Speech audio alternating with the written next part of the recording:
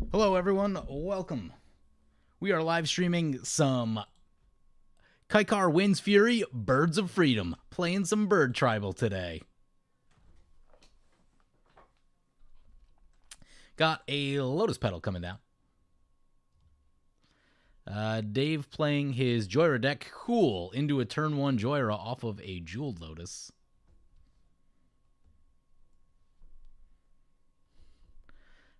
Into Mox Opal. Sweet, this should be a fast game.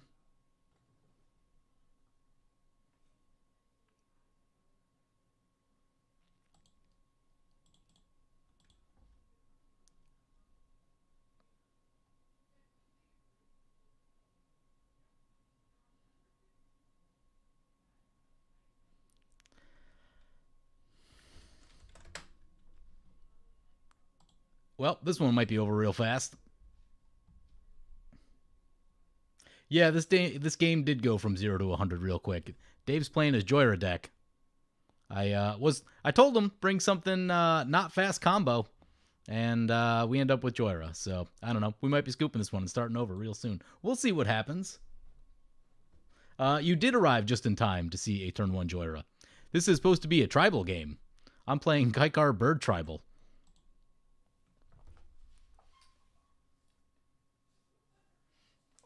Vampira Tutor for opponent.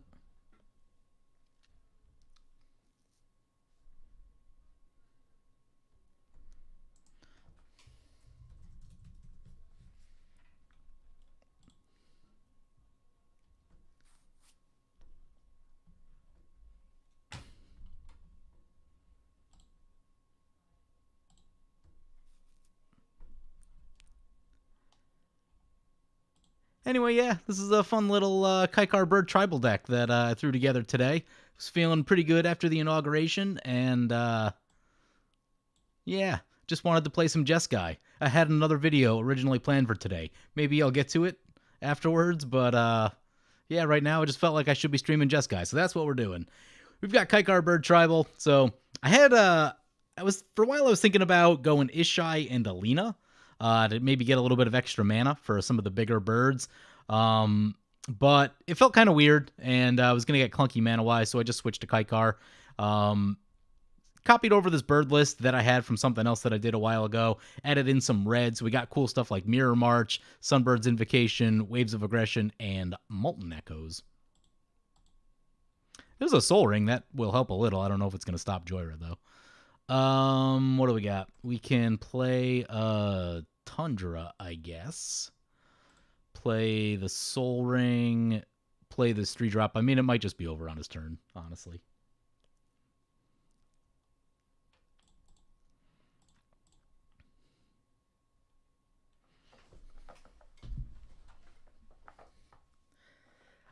There are big birds in the sense that they are expensive mana-wise, like 5 and 6 mana, but they're not really big on the power and toughness. They're still, like, very overcosted 3/2s kind of thing, so it's like you still gotta pump them a lot.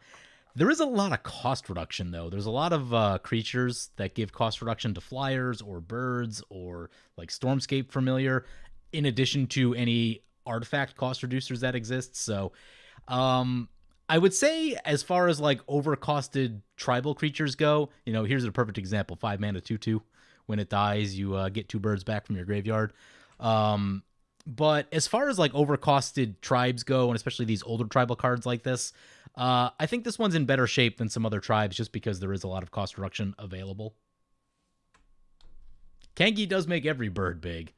I've been meaning to play the new Kangi, and I almost thought about that for a moment, but I did want to play Jeskai specifically today, so went for Kykar instead, but new Kangi is on my radar. Old Kangi is also awesome, just that it doesn't quite work right from the command zone on Magic Online.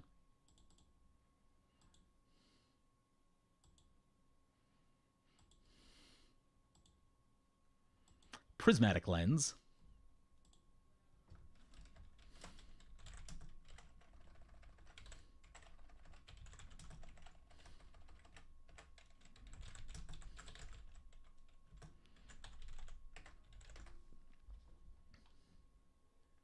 Does old Kangi work in the 99? I don't know, actually. I put it into the 99 of this deck, so maybe we'll get an opportunity to find out. But I haven't actually tried casting it from the 99 of a deck at any point. So I don't know. We'll figure it out. Akeem the Soaring Wind is a cool bird general. I got to look that one up. Yeah, let's go over here real quick. Akeem. Well, who knew? There's another Jeskai bird commander. Jeskai,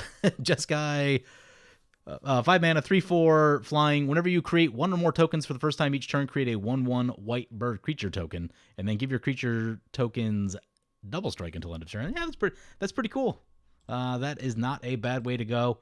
Had I saw that, maybe I go in that direction. Although don't have a lot of tokens in the deck. I pulled out like Migratory Path just to make some room for some other things, but. Kykar does help with mana, and like I said, some of these birds are a bit overcosted, so things that help you with mana definitely going to be helpful for what we're wanting. But Akeem does look cool. Was not on my radar.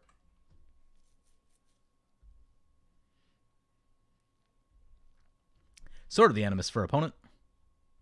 We do have a bit of removal in the deck. I would love to draw it off the top like ASAP. If we could at least shoot this Joyra one time. Slow him down a touch, but still, just all the mana rocks. It'll be back in a hurry. There's a Hall of Heliod's Generosity. It might be a little while before that one comes into play. Let's see. That makes any color mana. That makes colorless mana. I mean, do we just have to, like, strip mine his Volcanic Island? Yeah, I mean, I think we do. I think we bite the bullet right here. Strip mine, get rid of this Volcanic Island.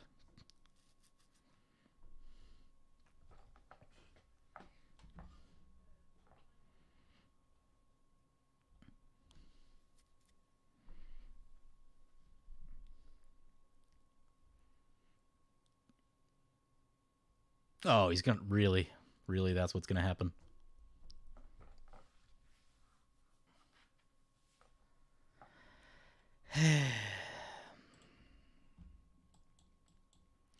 He's going to pop Pauper's Land. That feels terrible.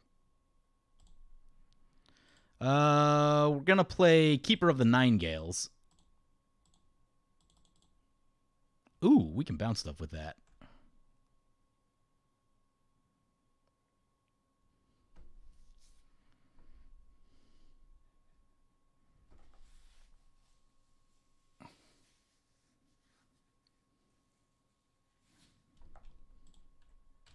All right, we're going to go to combat.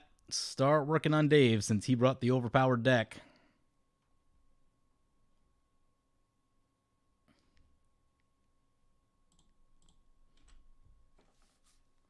And Kanki's Lieutenant, new card. Going to give our Flyers +1/+1 until end of turn.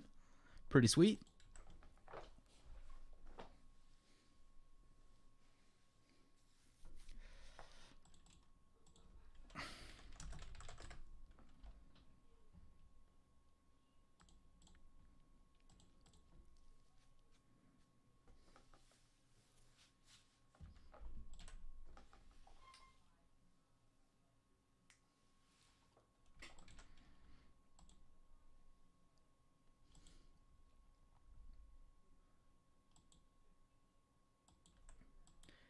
Yes, indeed, champ. I do need to get the cost reducers going. Haven't found any yet. We have the Soul Ring, though, so that gives us some ability to stay up with what's going on, but I don't know. He might just win right here. I feel like we had a chance if that Strip Mine actually resolved, but now that it didn't, he's going to make way more mana than the rest of us. And, like, the average CMC in that deck is probably 1.5. Yep, there's a Mystic Remora.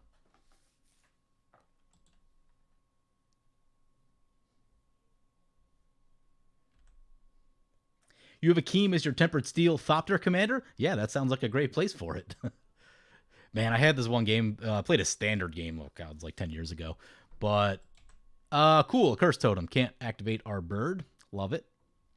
But anyway, I was playing Blue-Black Zombies against Tempered Steel, and generally Tempered Steel was a decent matchup for me, because my deck ran, like, I don't know, 12 pieces of removal or something like that in a 60-card deck.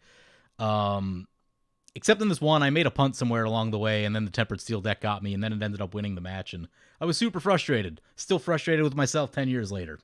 Whoops. The second you don't respect that Tempered Steel deck, it'll get you.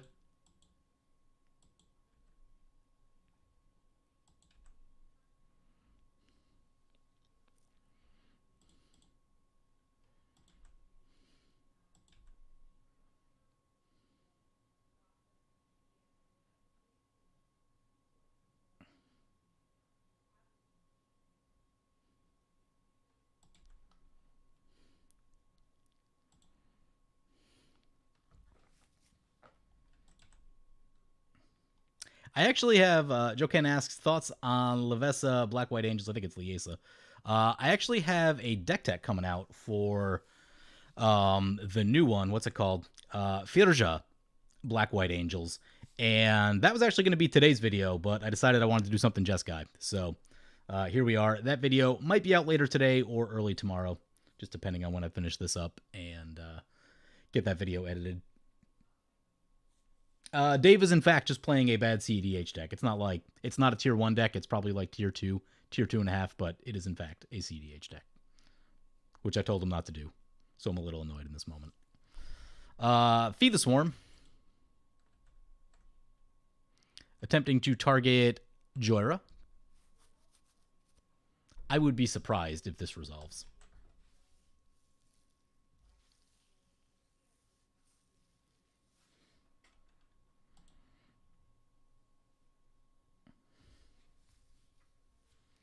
It is indeed archenemy.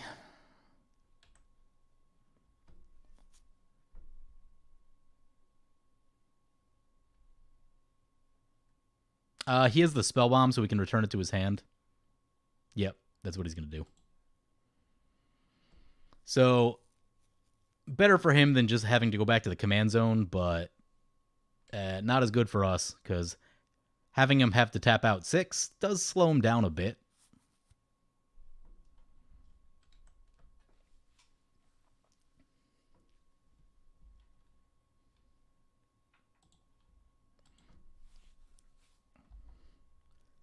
And Zombie sending the message with his O2 Utopia Mycon.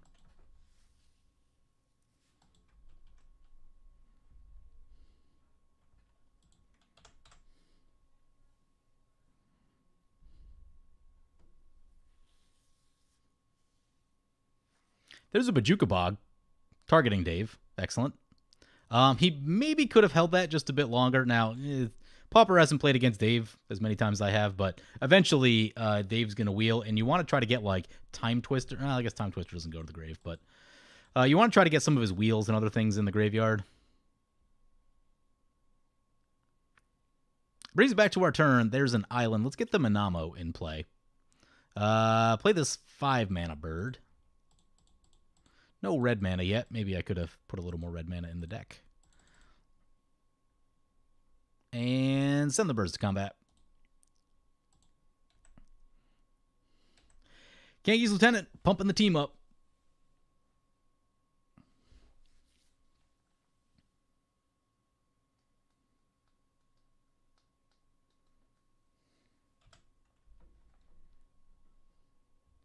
You were hoping there'd be a cool Mardu Angel out of Kaldheim, but no dice.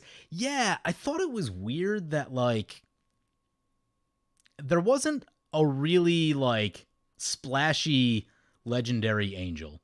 I think Federja was the best one, and I think that's an uncommon, strangely. Like, it's not even a rare.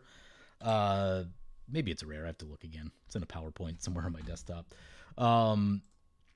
But yeah, I did think it was weird that, you know, a set with Valkyries and things like that, a set full of angels, that there wasn't, like, this really big splashy angel that kind of pulls everything together.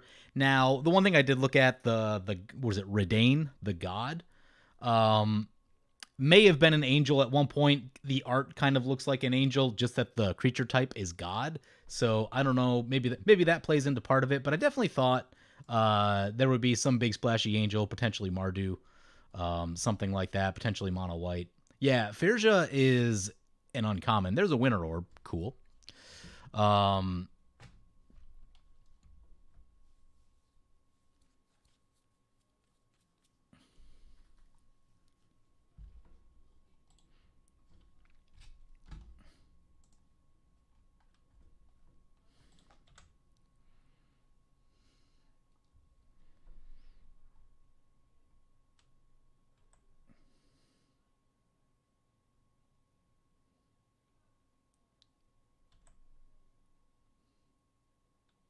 Why does everyone think Kirik is so powerful, even in Demon Tribal, whenever I play it? It just has that reputation. I mean, you know, so one of the things you can do, if you're playing with the same people, you can play the deck, and if they see it, and particularly if they see it, not win and not do insane things, then they'll be like, okay, I can back off from this deck a little bit. But until that happens, like, yeah, it's you're kind of just gonna assess the threat for that like really high, at a really high level.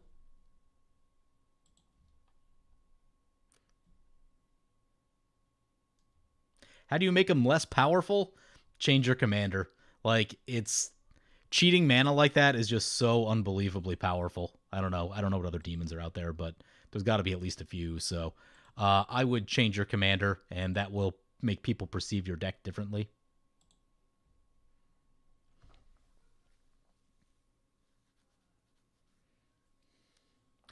We could tap out and cast something after combat here, but I don't know if it's worth it or not. Dave runs Devastation Tide. If he runs Devastation, if he runs Devastation Tide, then he has to recast everything. I think I'm gonna leave the mana up. We've got like, as long as all these stay in play, we've got decent power on board. If we lose one right here, then maybe we Teshar, but nope, there's a 2-mana rift. 2-mana rift on the Gatekeeper. Yep.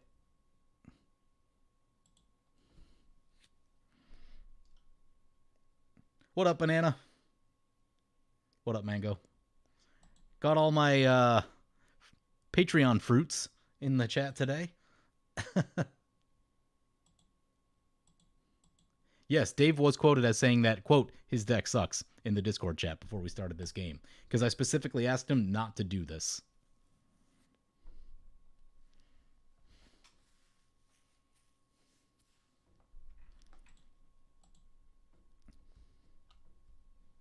The fruit basket is here. Love it.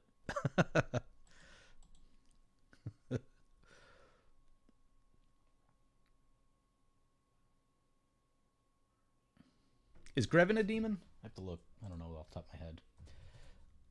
Copy artifact. Soul Ring, probably.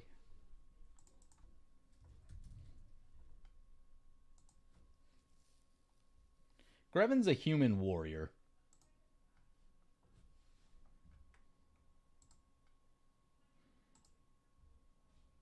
Yeah, so anyway, the thoughts on Keurig. Certain commanders will just be perceived stronger and scarier than other things. Keurig is one of those. So, yeah, I mean, try switching your commander to something a little less busted, and, you know, people will probably change their perception of your deck, and you might have a better time with it too, because now they're not just going to immediately shoot your commander the second you try to play it. Here's a words of wisdom. The next time you draw a card this turn, each player returns a permanent they control to their owner's hand. Lovely. They did let their Mystic Remora go, though, so that's something, but...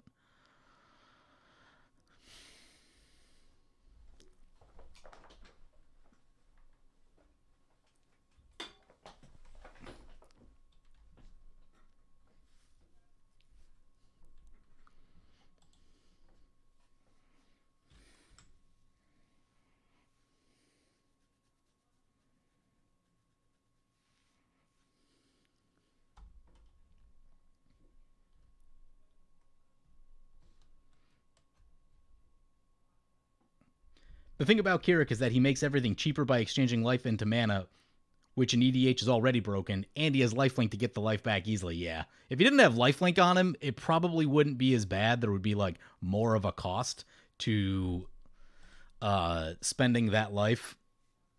But because he can gain the life back pretty easily, yeah, that does make it really, really strong, and just a very powerful and kind of a hard commander to face.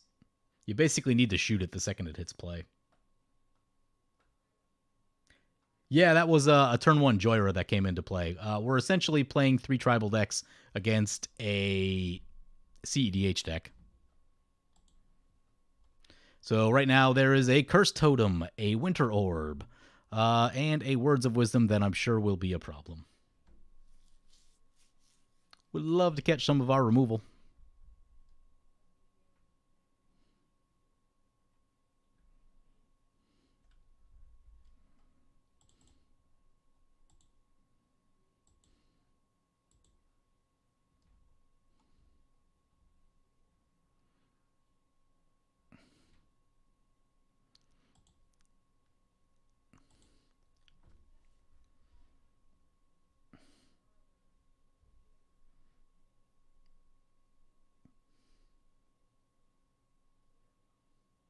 Can someone tell you where you can play this game for free? There's some free services out there. Anyone remember the names of them? Xmage used to be one. I can't remember the names of the others now. I don't really. I know there's a couple out there that people use, but Cockatrice, that's the one. That's the one I was trying to think of. Yeah, I haven't been on there at all. No idea. Haven't played. Don't know what the crowd looks like on there, but Moto, you do have to pay to get an account. You also have to pay for the cards. The cards are way cheaper than they are in paper. Generally about 10 times cheaper. So like most of the stuff in this deck is probably like 2 to 5 cents, and then Soul Ring, strangely expensive on Magic Online right now. I think it's like 10 or 12 bucks, but put it this way, a deck that's about $500 in paper will probably be between like 50 and 100 online, but you only ever need one copy of every card, and it's the most glorious thing imaginable. So, at least for Commander anyway. For Standard, you would need 4. But hey, dual lands are mostly like $2 or $3, so that's cool. Honestly, the most expensive part of most decks is either free counter spells or fetch lands. So a lot of cost savings if you don't play blue. You don't have to worry about the free counters. But yeah, most fetch lands are like 5 to 15 now, depending on which one you're looking at. There's a Smothering Tithe for opponent. If that sticks, that'll allow them to like actually get into this game a little bit. I do feel bad for them getting strip mined when we tried to hit Dave earlier, but the early products of Commander are crazy expensive. Yeah, some of the Commander specific stuff has gotten very expensive. That's an Arcane Denial. Yeah, the Commander specific stuff does get pricey because that only comes out in treasure chests, and the treasure chests get changed periodically, so like you can't always pull a specific card out of a treasure chest, as I understand it, or the rarity in that treasure chest will change. And generally they try to make like the new stuff a little bit more common, and then later on it'll be more rare to make room for other stuff. So yeah, like Lord Windgrace was like $75 at one point, I think maybe a year or two ago. It's come down dramatically, but I think it's still probably in the 20s at least.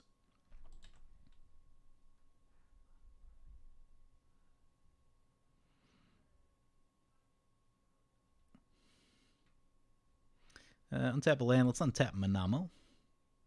Arcane Denial triggers. Unfortunately, with our bird getting bounced, that is like a somewhat significant loss of damage. Was hoping to keep that going. Keep pressuring them on the clock, but yeah, Dockside's 50 tickets. That's cool. That one's real expensive. Well, I got my own Smothering Tithe. Play this island. Zombie scooped. Yeah, said he doesn't want to deal with this. The other two are scooping. I'll finish it up. I think I can probably actually win with the Smothering. Okay, everyone scooped. All right, new game. Yeah, that went just about how I thought it would go. Awesome.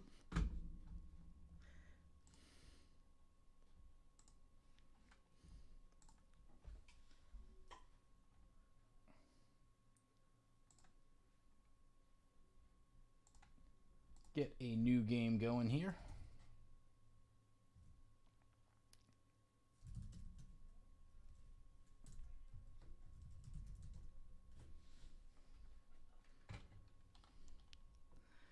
All right.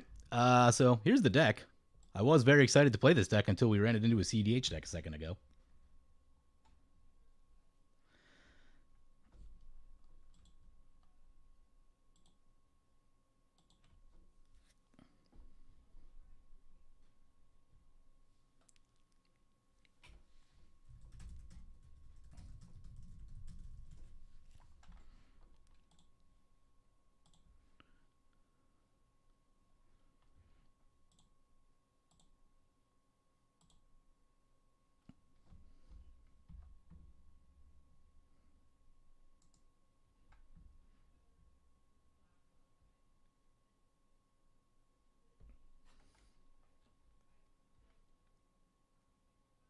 Easy win? Yeah, I don't know.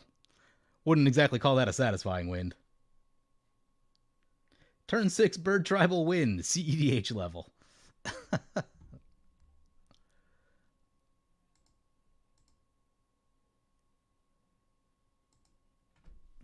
All right, I think we've got another group of contestants lined up. And there we are, new game. So this should be actual tribal this time. I'm on birds. Session says he's doing knights. We'll see what everyone else has.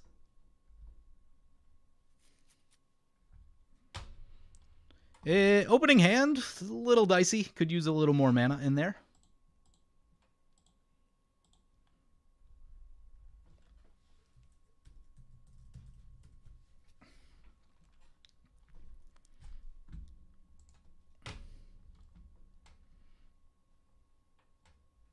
So we're going to mulligan this one. 4 lands looks better. Thaumatic Compass gets us our red mana that we need. And card draw and a bird. Yeah, love it.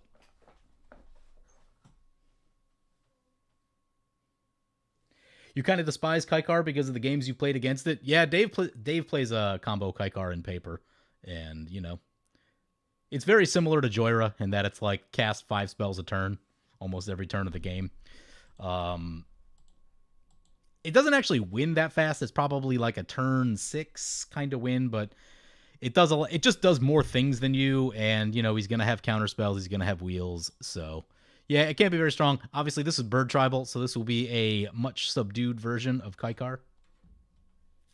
KO's here. Let's see the jank. Yes, indeed. Black White Knights. Yeah, Ariel's not my favorite knight commander. I would personally go Adriana. I like the power that Adriana gives to pump up your team, because Knights as 2/2s, a little underwhelming. Adriana turning into 5/5s is a lot more exciting, and it's easy to get them double strike. Some of them already have it, and it's not hard to get it on there if they don't, so.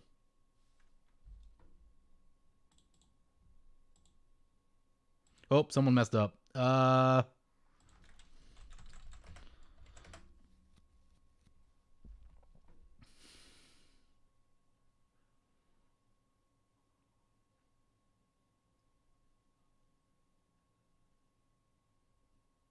Oh, Zombie's got a scoop. All right, well, starting this game over.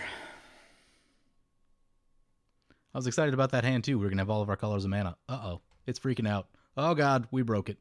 We broke it. Try that one more time. Well, today's not going well.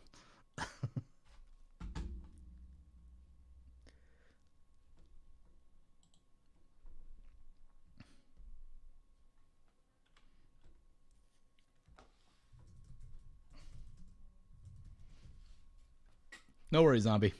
No worries.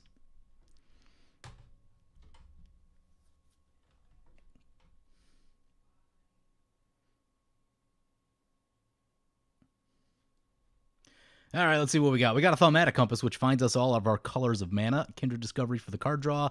Light and Shadow to get our stuff back. Love it.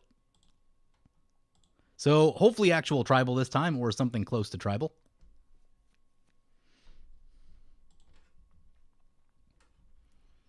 Go ahead and keep.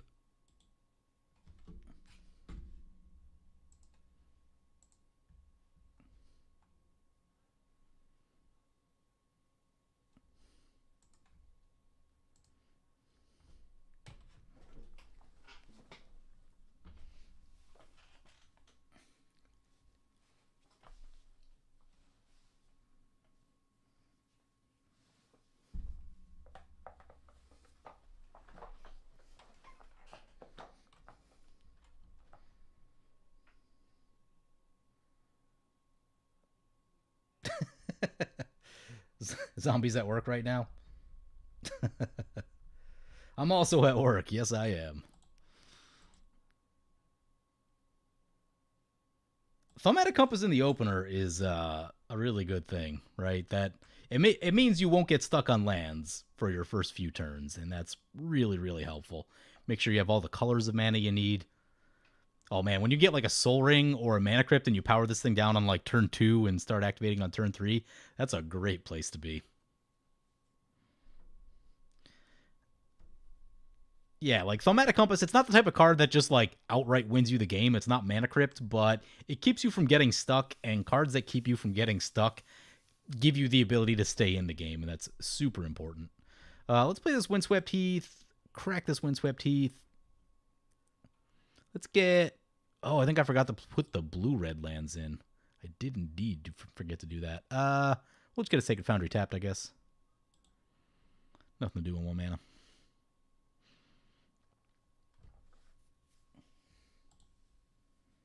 Kindred is the MVP of a tribal deck. This card is insane. I don't know why it draws on both ETB and attacks. That's like way too much. I don't know who saw that and was like, yeah, that's fine. Just draw 10 cards every turn. Thran Turbine into Thaumatic Compass. Love it. I've only ever had one deck that used Thran Turbine. It was Ashling the Pilgrim, and it's decent in that deck. Like, it's very reasonable. But I do love me some Thran Turbine. 3 visits for opponent. It's because it's blue, but it's also just like, really? Draws a lot of cards.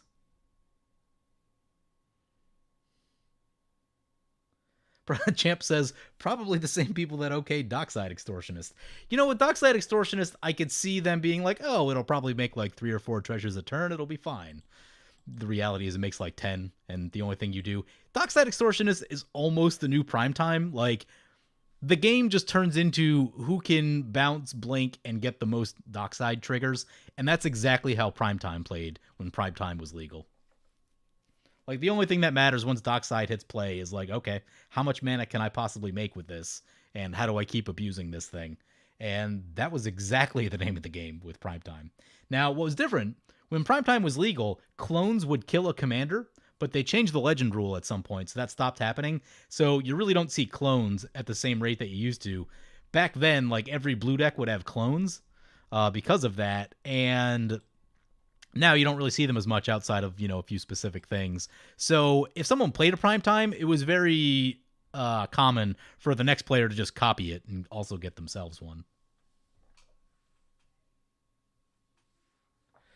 You don't get why Primetime is banned when you feel like there are multiple cards that do that? Okay, I can put this in a...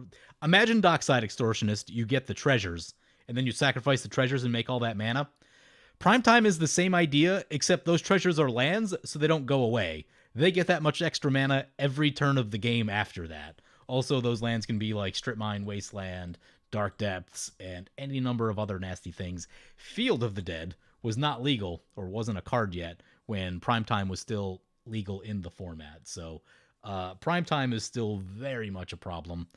I had a big old argument with on Twitter the other day with someone about this, and they're like, nah, I wouldn't even run Primetime. It's way too slow. And then I sent them a screenshot from a game I played in 2017 where I had 11 lands on turn 5. And I was like, you're telling me that this is too slow. If you have the opportunity to get 11 lands on turn 5 and like your goal is to win that game, then you will do that every single time. There's no world in which you don't run Primetime in every single green deck and run like Mana Vault and every other way to get it into play on like turn 3 or turn 4. John says, you love green and it should not be allowed. Yeah, no, it's too much.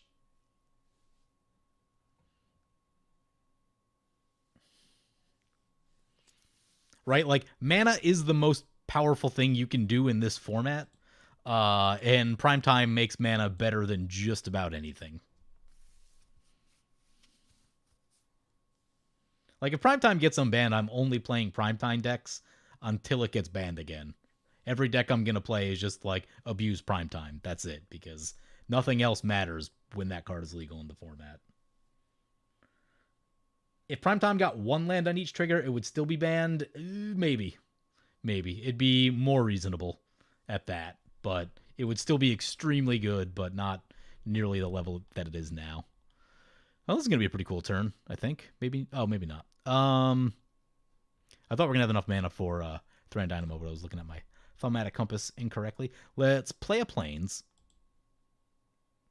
Cast the Sword. I don't think we need to cast the Sword yet.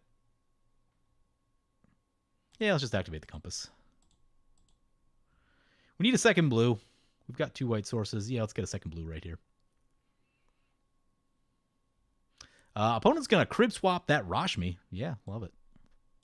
Get ourselves an island.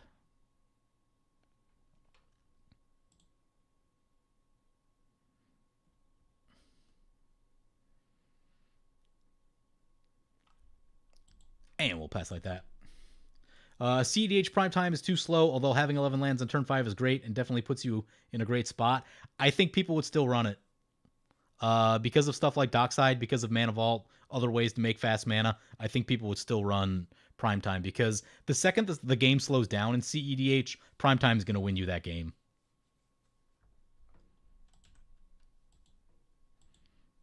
Right? Like if the game doesn't just end on turn 2 or 3, then if you start getting into a 5 or 6 turn battle, prime time will easily win you that game. And I think it would show up. I really do, because if you look at the amount of mana, like people cast Adnaz on turn 3 all the time, right? Getting to 5 or 6 mana is not difficult anymore, and it can happen very quickly. the fixed primetime Sylvan Primordial. Oh, Sylvan Primordial is even worse because now they're getting lands and destroying your permanents. Like 3 permanents basically says most of the things in play don't matter or aren't in play anymore.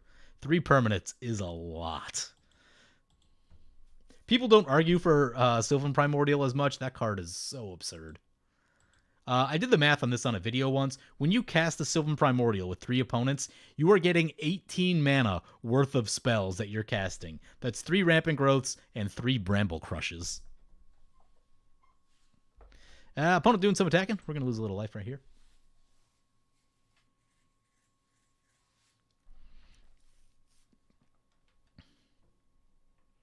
There's an Edric in play. That's pretty good.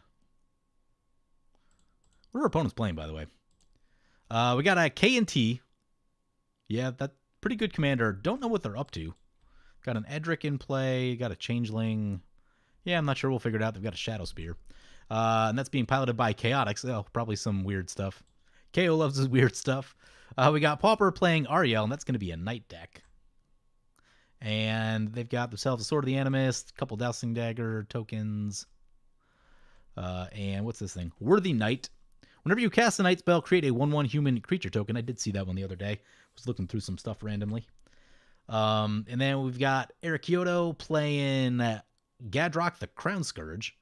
Can't attack unless you have 4 more artifacts, and at the beginning of your end step, if get a treasure token for each non-token creature that died. Cool commander. Haven't really seen it that much yet, but I assume it's going to be doing a lot of artifacts type of thing. We do have some things in the deck to get rid of a lot of artifacts, so if we draw into those late, that could be potentially backbreaking for the Gadrock deck. Okay, looks like they might just be doing a Voltron thing. We see a Sword of Vengeance right there. Sweet card.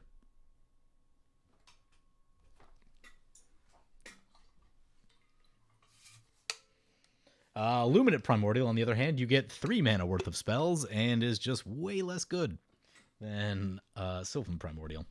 We draw a Lieutenant Kurtar. I think I'm just going to go for Kykar right here. Let's get a Plains, because that way if we go like Thran Dynamo next turn, we get a Spirit, and then we can start using those for mana to do other stuff, and that all sounds exciting.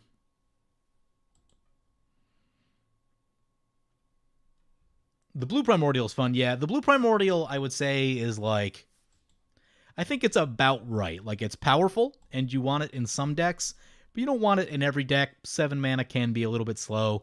It's at the mercy of your opponent's spells, so there's some randomness there, but, you know, it's powerful, but about right, in my opinion.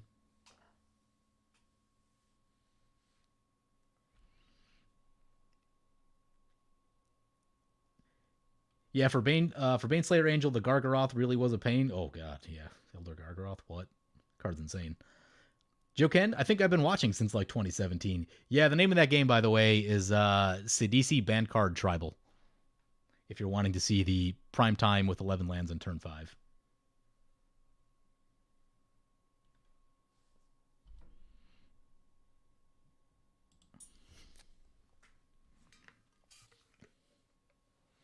Another Edric trigger.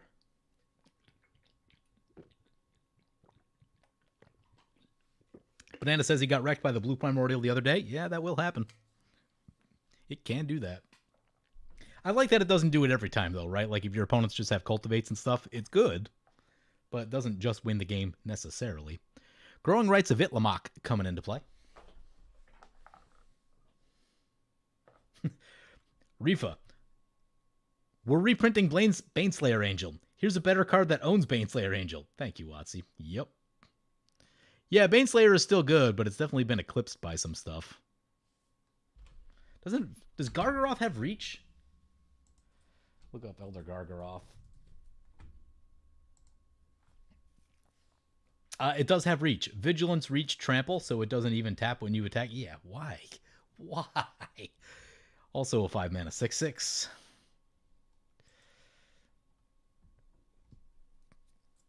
I get that they wanted to power the game up a little, but Gargaroth is too far. I haven't posted it yet, but I have a deck. It's the Elder Gargaroth deck, and filmed 2 games with it.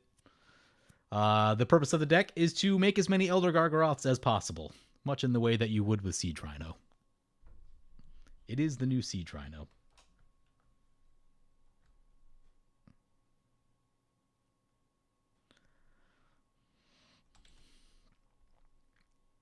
You're primarily a CDH player, love Esper, especially Adnaz decks. What's your personal opinion on Adnaz? Do you think it's bannable?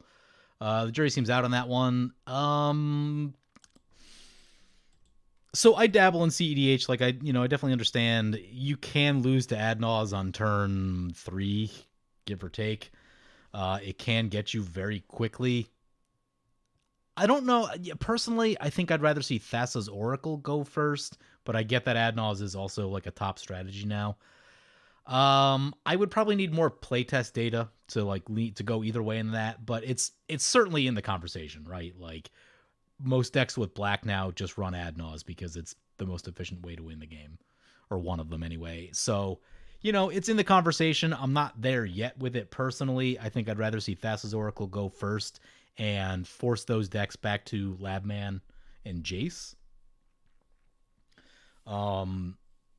That would be my personal guess, but man, I wish CEDH would slow down a turn, because somehow it got faster after Flash Hulk got banned, which I just didn't expect at all. But I guess Dockside Extortionist is an insane card, and a few other insane cards that came out too. But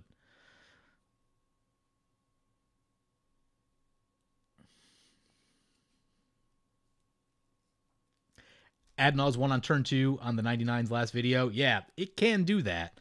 The thing that I like about Adnaz is that a lot of stacks pieces will hit it. So if you can get your stacks piece in on turn 2, a lot of them will stop or slow down an Adnaz win. So there are more points to interact with Adnaz, I think, than other things. Like a Rule of Law will shut it down really hard. Even a Thalia, just making the stuff more expensive. Oh, that's a Blasphemous Act. Stuff getting blown up. This Knight going to survive, though, because it's got a Sinew and Steel on it. But back to the command zone we go. That's always the concern with Kykar, is that you play it on turn 4 and then it just immediately gets shot. But luckily we've got this Thran Dynamo to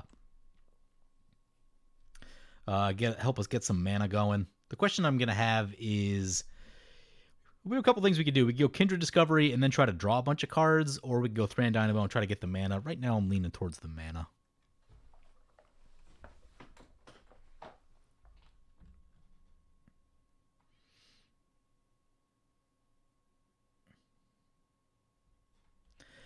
Brings back to our turn. There's Kangi's Lieutenant. Saw a little bit of that one in the first game. Let's get this island into play before I forget to do that.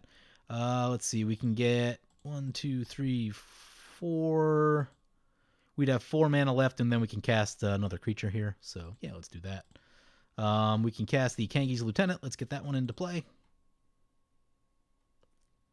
Pretty good turn right there. Always love some Thran Dynamo. Going to set us up really well for next turn. And we'll pass like that.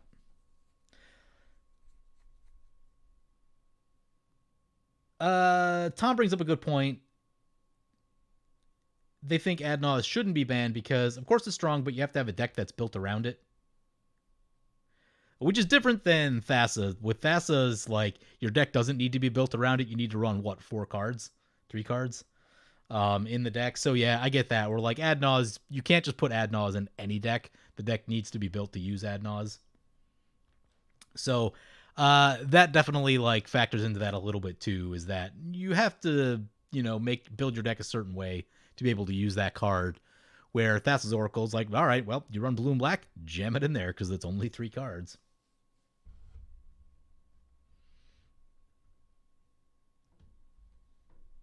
You feel like Demonic Consultation is the better ban. Keep Tainted Pact because the deck building restriction posed without it. What's the restriction on Tainted Pact? Is that you can't run basics? Or you can't run more than one basic?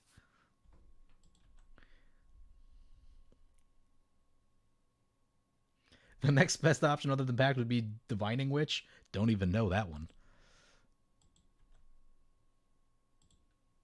You miss your pod? Yeah, I miss my LGS. I miss going to the shop. I miss GPs. I miss a lot of things. I miss my softball team. I miss hanging out with those guys. I miss seeing people. I miss going to restaurants. I miss going to the bar. I miss going to Guitar Center. We should turn this into a song. Maybe I will.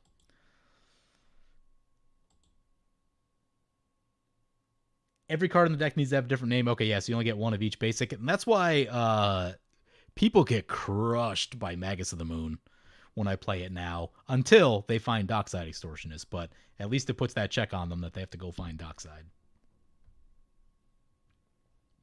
You won with Oracle and Draft and the dude still hates you? That's fair. Oracle is one of those why did they print this type cards? Like, right, why is it so efficient? Why does it say win the game? A 2-mana creature that wins the game. Ugh. Imagine if it was at least 3. If it was 3 mana, just like how much that would change CEDH, how much it would change everything else. 4 would be better, but Dockside should have been in Commander Legends. Yeah, probably. Dockside is super expensive. That's one thing that I hate too, is that like they kind of know that whenever you print a Commander product now, like there's going to be maybe 2 or 3 cards in that set that are going to be like north of $30. And then they don't reprint them for like years and years. Like Champion's Helm, $20 at least. The Hammer of Nazan, very expensive. Teferi's Protection is a big one. Dockside. There's always going to be like, 1 or 2 really chase cards out of a set. And then, they just stay expensive. Oh God, there's a Sinuous Steel in play. Completely forgot about that. Oh. Dowsing Dagger goes down. Might have to get this thing in play to not let the sword go off, because that's not great.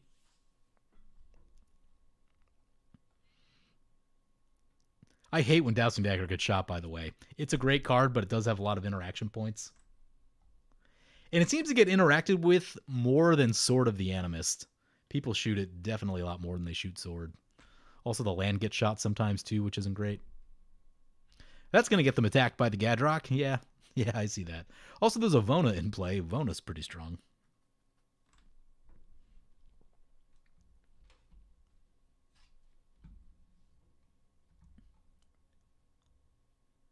Winning with alt-win in draft is a weird feeling. It kind of is, right? I don't know that there's a lot of ways to do that consistently other than Thassa's Oracle. That's the one that's like, all right, just get low in my deck and then get some devotion and all that stuff. But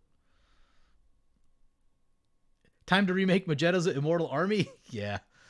Oh, that deck, Majetta, like the mana to cost it, the mana to cast it, then the mana to activate it, then the discard 2 cards is such a high cost. Really, they just played a chain reaction? That's what we're doing? That didn't work last time, so apparently it's like mono red control or something. At least we didn't lose anything too valuable. They strip mine this Basilica. Opponents got themselves a little blood feud going on over there. Opponent gets a bunch of treasures on the back end. Judge is familiar. Fun card. Let's get this Tectonic Edge into play. What are we doing right here? Kindred Discovery. It's probably got to be Kindred Discovery, right? Can we get our Commander and Kindred Discovery? I doubt it, but that's 6. That'll be 3, 4, 5, 6. No. Yeah, we can't do that. Let's go Kindred Discovery first.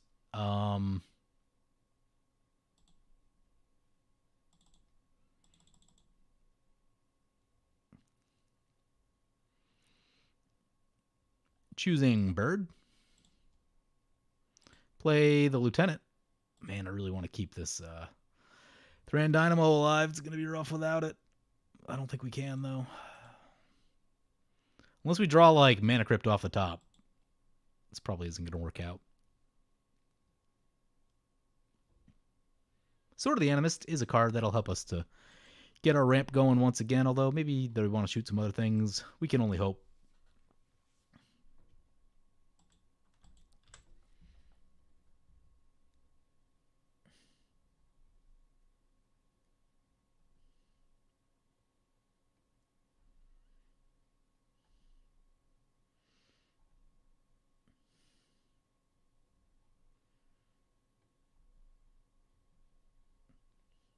They printed Thassa's Oracle to be banned in Pioneer.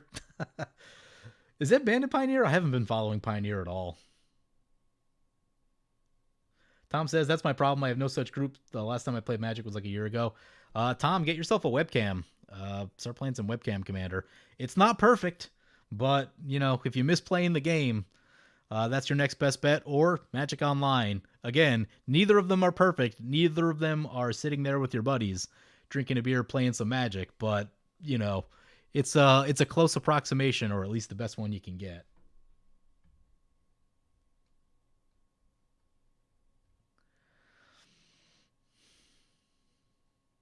Divining Witch is Consultation on a 2-drop black creature with 1 black tap.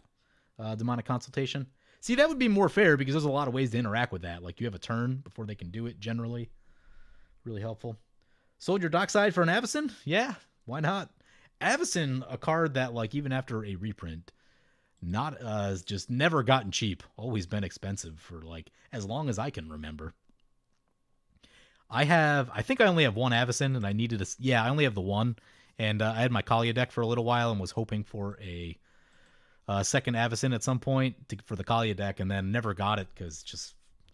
I think 30 is about the cheapest it's been in recent memory. It's a lot. It is a lot.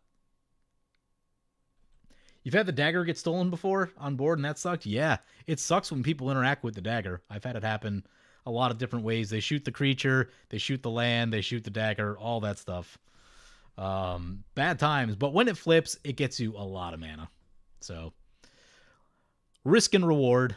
For me, the risk is usually worth it. Opponent going on the attack with this knight once again. We got a Sword of the Animist trigger. Yep, they getting all the ramp going.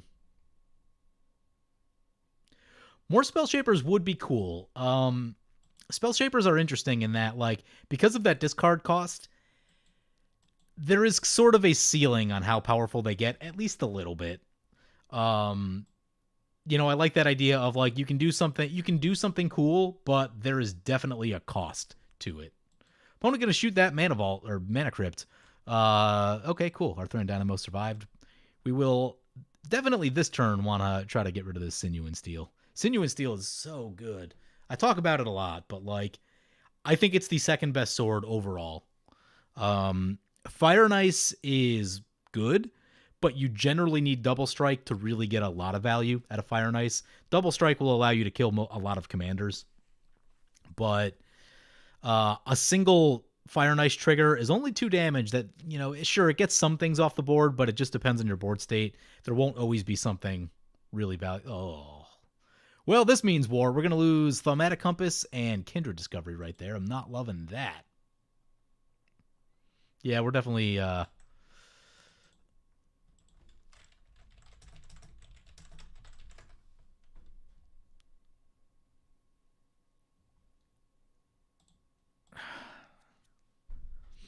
Apparently Popper sent me a message.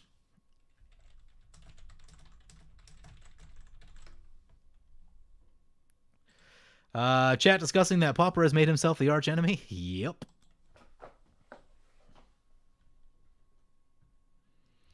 I'm sad that our card draw has gone down. We have more. There's a lot of card draw in this deck, but now we need to find it. It's not ideal.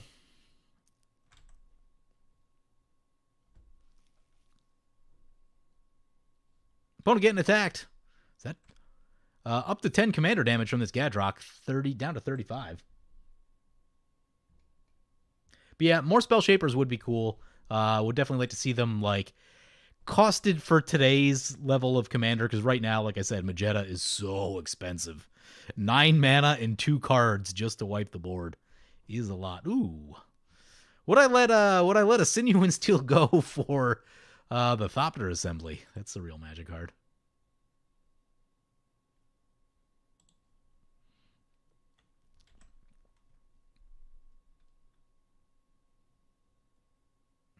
Brings it back to our turn. There's a Plateau.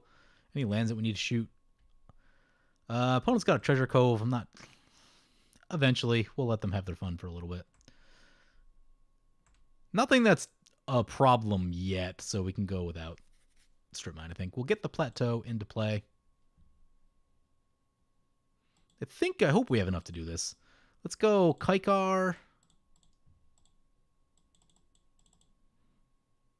Yeah, we're gonna have enough. Love it. Get Sword of the Animist.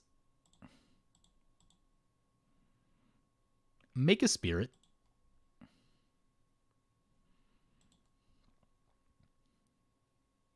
Play Judge's Familiar. Sacrifice this Spirit. Equip the Sword.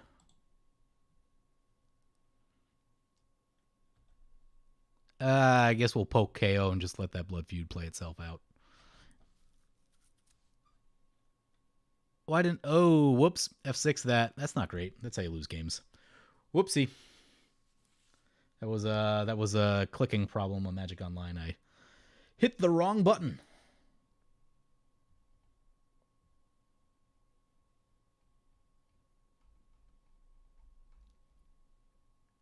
All right, try to get caught up on chat here. Definitely fell behind.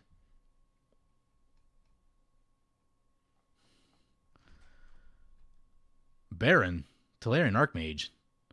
Enters the battlefield will turn up to one other target permanent. Okay, they're getting rid of this thing. Cool.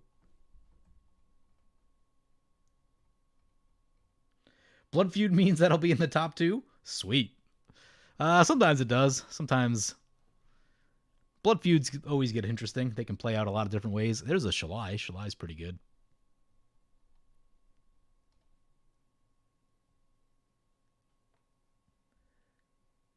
Cosmos Elixir should have been a white card. What is that? It's an artifact. I'm fine with it being an artifact, but yeah, I get it. It is a weird feeling when, like, the best cards for your color are artifacts. Aetherflux Reservoir being the other one. Yeah, like, why not just make it a white enchantment? Who knows?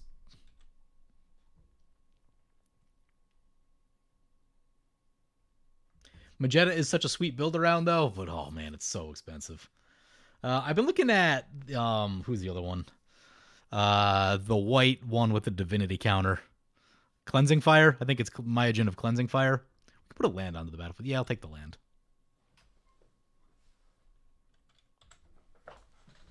Obviously, you have to get the divinity counter on it if you're trying to play it from the command zone, but I think as a creature that can just hold up an instant speed board wipe, I do think there's something there that it's a little bit undervalued. So that's something that's like on my to-do list to test of like pet cards, but I don't know. We'll see.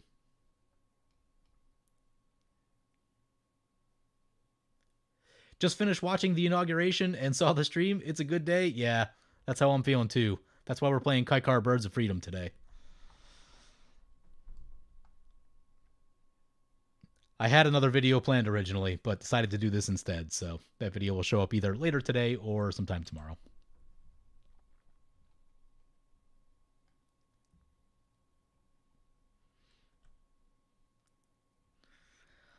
Magetta is a sweet combo with land tax. Yeah, that definitely helps. Land tax, Gift of Estates, Tithe.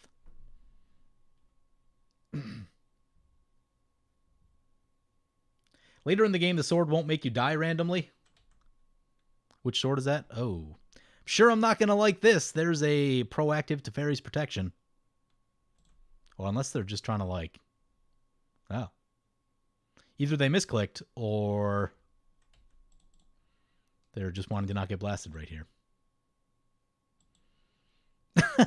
Pauper asking, so do you think this knight has proven themselves worthy? Yeah, it did a lot.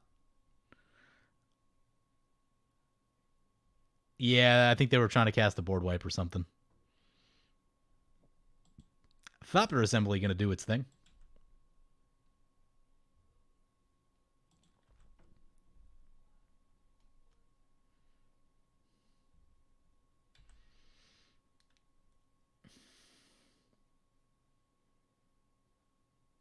Kykar doesn't make birds. This deck is an atrocity.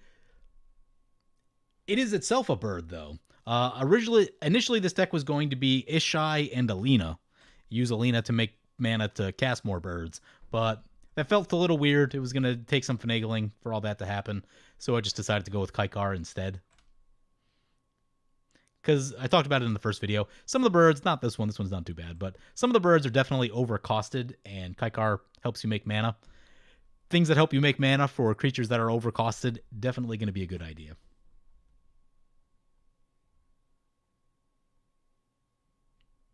Pioneer died out with Thassa's Oracle? I believe it. Am I ever going to play webcam games again? Yes. I kind of took a break for the holidays because like I didn't want to bug other people, with stuff going on. But now that we're kind of like well into January, gonna reach out to some people and get some webcam games going again. The plan is to alternate. So, just a matter of getting people scheduled and all that sort of stuff. These are a little bit easier to orchestrate since I don't have to, I just grab some Patreons randomly and jump into a game. But a little bit more setup that goes on with webcam stuff. Oh, Avacyn's down to 20-ish now? Where's Avacyn? Angel of Hope. The original is still 32, and what about reprints? Reprint, I'm seeing about 30? 29?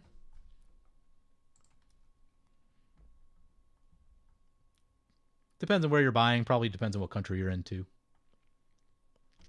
Goblin Crater Maker, no! Well, I assume that probably Sinew Steel is where that's going. Opponent's got an Impact Tremors. That's kind of scary. Especially with the Thopter thingy. Whenever a creature enters the battlefield, yeah, that could be bad. Probably start looking toward that direction. Although I don't think we can really get in there with the Thopters running around. Could use a big draw right here. And I'm thinking maybe I should have took the draw off of K&T last turn. Right after I dropped the land down, I'm like, I should have waited on that. Generous Gift is a card.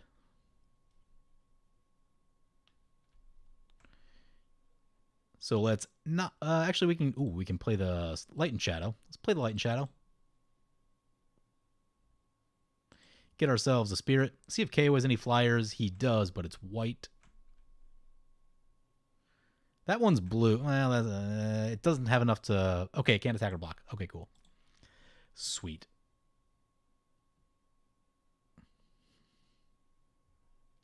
Let's equip the Light and Shadow. Let's put it on Kykar, because this guy might get sacrificed at some point, so...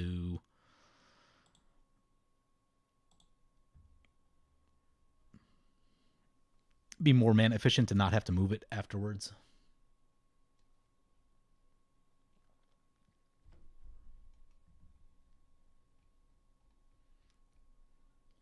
Yeah, I'm a fan of the original art on Avacyn more than I am the new one. I mean, I think the original art on Avacyn is just like perfect. They nailed it. So anything after that is just like less than perfect. In most cases, I prefer the original art on cards. It's rare that I prefer the newer art, but there's a few rare exceptions. Raya Dawnbringer is one of them.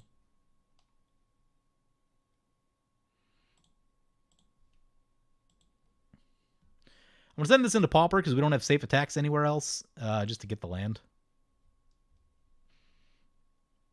So, Sword of the Animist. Let's get a Plains. We seem to have a lot of white in hand.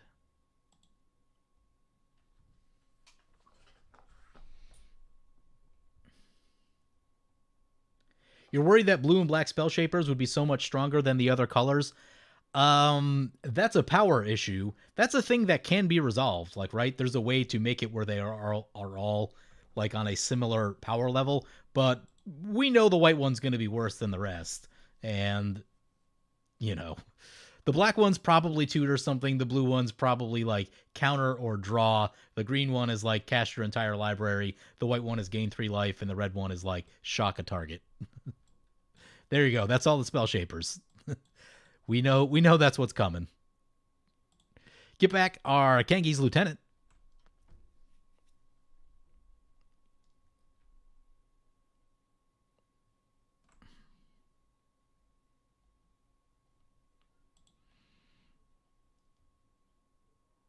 Back to hand. Play the Wingmate Rock.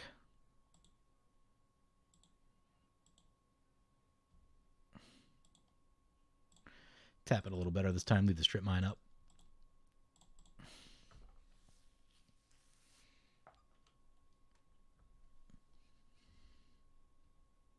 We also gain 3 life, which is going to be helpful against Impact Tremors. Wingmate Rock triggers, gets us another 3/4.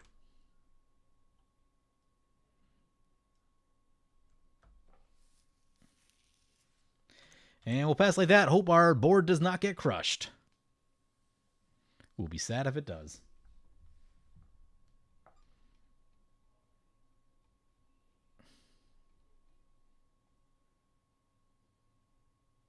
Speaking of Avacyn, fun fact, she has the highest win rate of any of David's commanders. That's fun. Avacyn Armageddon?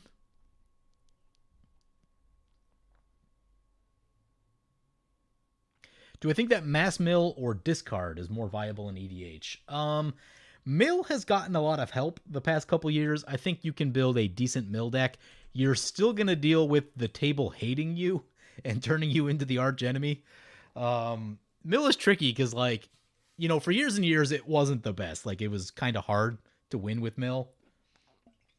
But people would still target you like you were playing, you know, the best deck at the table, which you probably weren't because you were playing a Mill deck. So, I don't know. It's weird. Uh-oh, that's an Emil. Emil does things. But today, after some of the new stuff, like, what was it, Fraying Sanity, some of the other ones that, like, double up on the mill, there's the new Traumatize that hits every player, like, that sort of stuff. That stuff is all really good. So I think mill is stronger than mass discard right now because, and this will depend on settings and decks and whatever else, but with mass discard, the second there's any sort of, like, repeatable draw effect on the table, mass discard loses its effectiveness, like, really quickly. So the second you play like a green-white Selvala or even like a mono-green Selvala, any commander that says draw on it, which there are a lot of them now, that's gonna give you a lot of game against the discard deck. So I just, you know, discard can be good and it can win games. You know, if you're not built to be able to deal with that discard deck, sure, it'll crush you and you'll run out of cards and it'll be a bad time. But the second someone has, like, repeatable draw in play, which a lot of green decks do, it's gonna get you past the mass discard. So I think mill is the stronger of the two strategies personally. That said, I have faced the Tiny Bones. It was pretty terrible. It's on video somewhere, I think.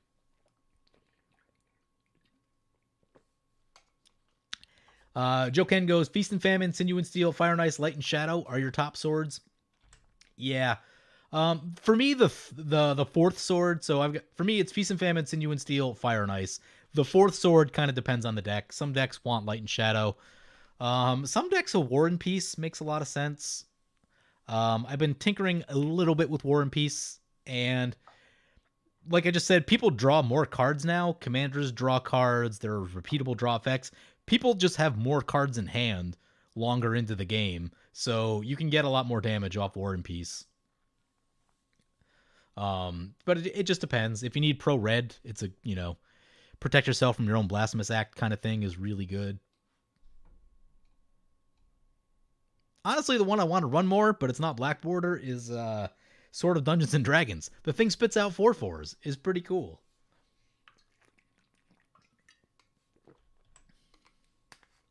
Yeah, I mean, discard will get you targeted also, so I guess between discard and mill, they're both going to be similar in that vein. Just that because it's discard, there will be less resources for people to fire at you. So that's a thing too. But yeah, your opponents are not going to like either strategy particularly much.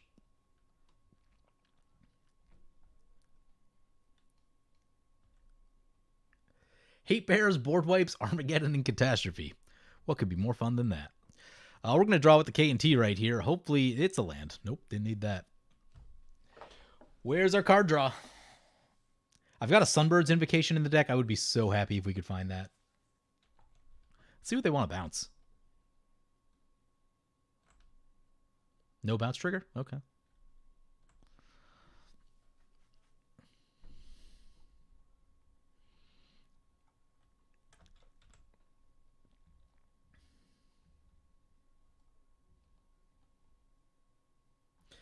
Your Tulane deck gets wrecked by Tiny Bones when they had Necro Alchemists and Bottomless Pit in play.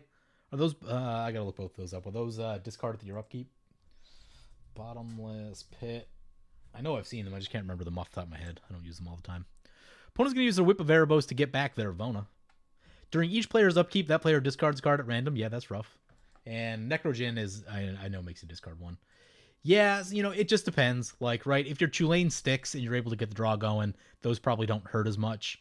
But if those come in before you get Tulane or Tulane gets shot, it's going to be awkward. So it just depends.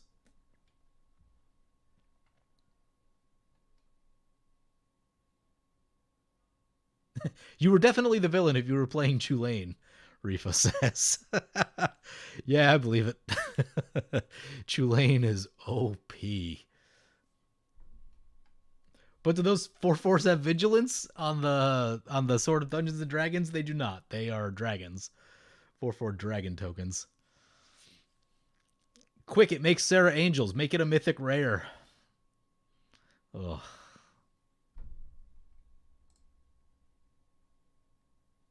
You mean the sword that's strictly better than the mythic white? Well, yeah, oh my god. Seraphic Greatsword. What a waste of paper. Although, it's finally eclipsed the price of Cultivate, a common that's been printed like 20 times. Opponent's going to use that Vona to shoot the Impact Tremors. Down for that.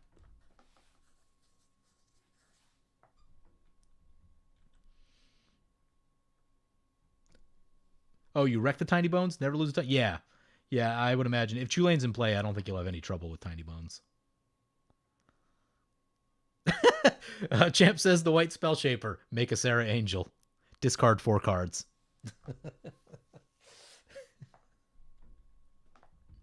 Your Tulane deck is full of hate bears? Yeah, no one plays Magic except you. Yep, that's how that works. Ooh, Blind Obedience. Bojuka Bog. At least we got our creature back. Going for the red player. Man, they just really have it out for each other.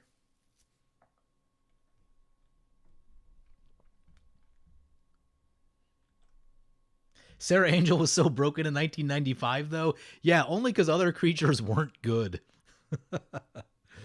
Like, I was a Sanger Vampire guy. I played so much mono black back then. And, you know, between the two, yeah, Sarah Angel is much better than Sanger Vampire. But yeah, it's just, you know, most creatures back then had a terrible drawback, like Lord of the Pit. Won't stop me from playing a Lord of the Pit, but, you know, you got to pay that Lord of the Pit, otherwise it's doing 7 damage to you.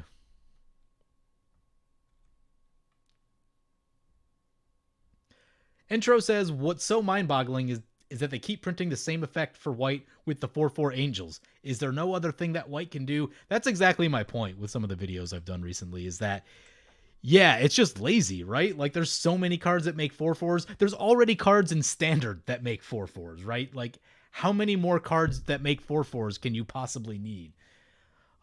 It's so frustrating. Like, Starnheim Unleashed should have just been a creature. Give us some white mythic creature that does something moderately cool, and I'm happier. I think a lot of other people are probably happier. Like, there's just no reason for what's the name of the card? Entreat the Angels Part 2, right? Now, all that being said, once Kaldheim does come out, I think I'm just going to do 4/4 Angel Token Tribal and jam them all into a deck. I think Janara is going to be the commander for that deck because green equals mana. But we draw, not the card draw. It is frustrating. We do have a bunch of creatures in play, though, so that's cool. What do we need to do this turn?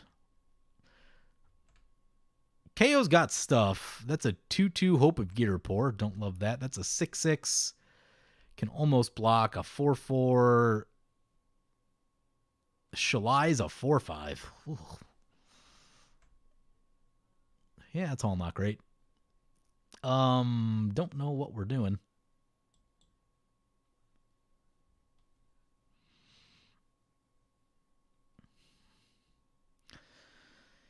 Let's see.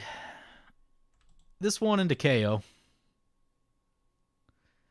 Problem is, this stuff's bigger than ours. It's not great.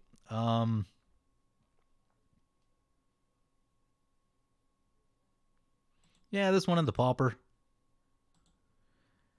And I guess we'll send these into Eric. Leave back those two.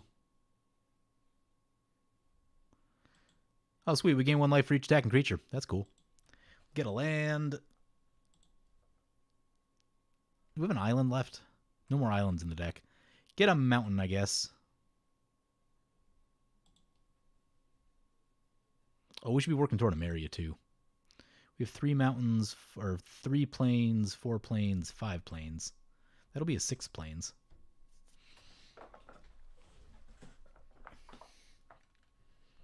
We're on turn 9 of this game, so it's already gotten, like... It's a little bit later. People are going to start doing some real big things. KO is really well set up. Pauper's a little behind. Eric's got some stuff. Gonna block with a 2/2. I'm fine with that. Just wanted to, like, chip something away over here. Let's get the Hallowed Fountain into play tap because it's a plains, so if we run into a Maria, it'll be good for us. Pay the 2 life. Nope. Let's play the Kangi.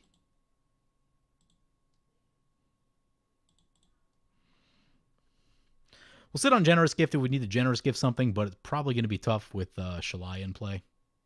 Keeper of the Accord trigger. Yep, they're going to get a token. Keeper of the Accord is very good, by the way. And what do we got? We have about 60 people in chat right now. So we're going to dispel the myth that Keeper of the Accord does not get you ahead. I posted this on Twitter the other day. So if you are not playing first, and on turn 4 you cast Keeper of the Accord, you'll then pass. The player before you will take their 5th turn, dropping their 5th land. At their end step, you get a 5th land, and then on your turn, you play your land per turn. You're on your 6th land. You are now ahead of the player before you. So when evaluating Keeper of the Accord, don't get caught with the mindset that it can't get you ahead, because it can. It is very good. I'm not saying you need to put it in every deck, but I've seen people overly negative on it, and just keep that scenario in your mind, because that is important. Opponent coming into us for 4. I guess we just take that. It's got trample, so no point to block with a token.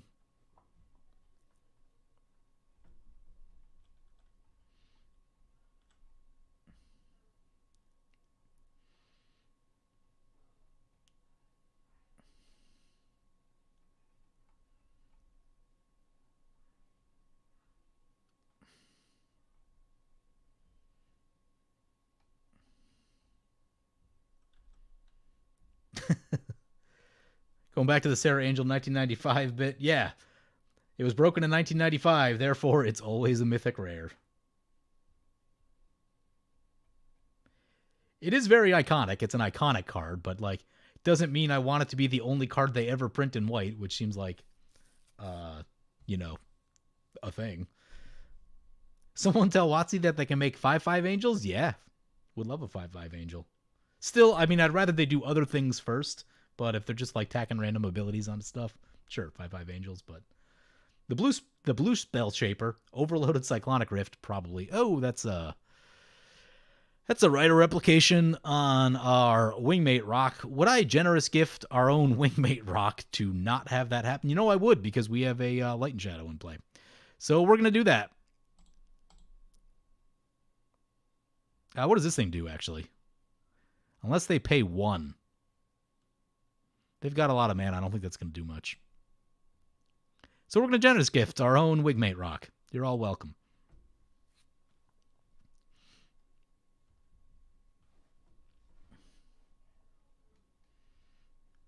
They are creatively bankrupt when it comes to white. Yeah, I like that. That's a good way to put it. 10 years from now, we'll be like, remember the good times, Schramm? Yeah.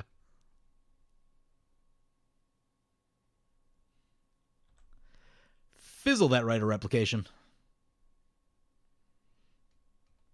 Yeah, the Valkyrie sword is not great, but it's an uncommon or something like that, so I'm not too worried about it. Right? Like, I think that card is made for draft, and in draft, it'll probably be fine, but could they have made it better and made it the mythic? Sure. That would have been cool too, but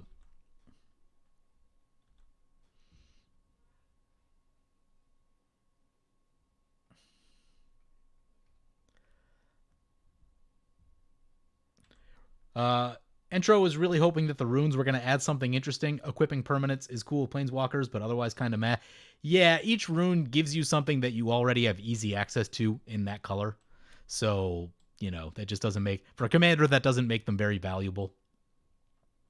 It's not to say that they're like useless, but, it's not adding anything new or exciting really. So I forget what the range of abilities are, but I think red was haste, green was trample, black was it Death Touch or Menace? I can't remember, but they're all abilities that were like, basically primary abilities for their colors. So you have a lot of ways to get them already. So nothing too exciting there. Yeah, I think they kind of messed that up. We're going to take the card draw right here because we need stuff. Ooh, another land. We're finding all the lands. Oh, yep. Love it when this happens. Love it when this happens.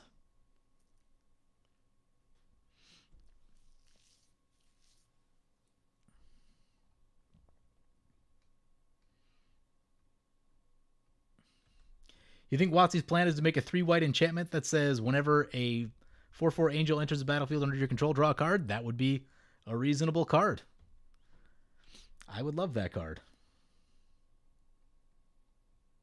Champ says, I wish Kaldheim had more big angels in the veins of Sephara or something. Yeah, that's the thing that I feel like is missing.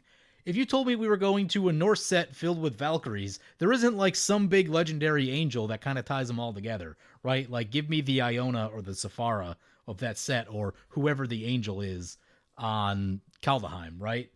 That does feel like a miss, and I've seen other people talking about it too. Like, Kaldheim just feels like it's missing something. Even like not necessarily the cards, but even just the flavor. Something in the flavor feels like it's not there, which I think is strange. Because I did, shameless plug, did our monthly hangout with the Patreons yesterday, our digital hangout, and was just talking through a lot of things and talking about a lot of cards. There are a lot of really cool cards in Kaldheim. When you just look at the cards individually and like kind of, put all the biases aside, you're like, these are pretty cool cards. You got a red dragon that spits out dark rituals. That the white hate bear is actually really good. We're getting 2 white protection spells that protect you from Toxic Deluge and Cyclonic Rift, which is a huge deal. But it still feels like something's lacking. And, maybe it's the big angel. I don't know. It does feel like there's something kind of missing from the set. But like each card individually, there are a lot of really cool individual cool cards in the set.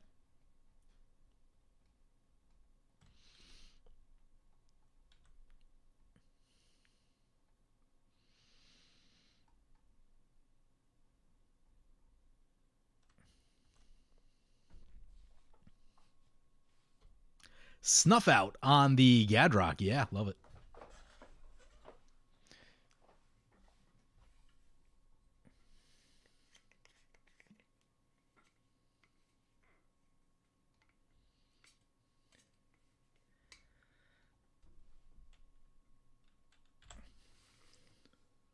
Don't want to make it a 1/1.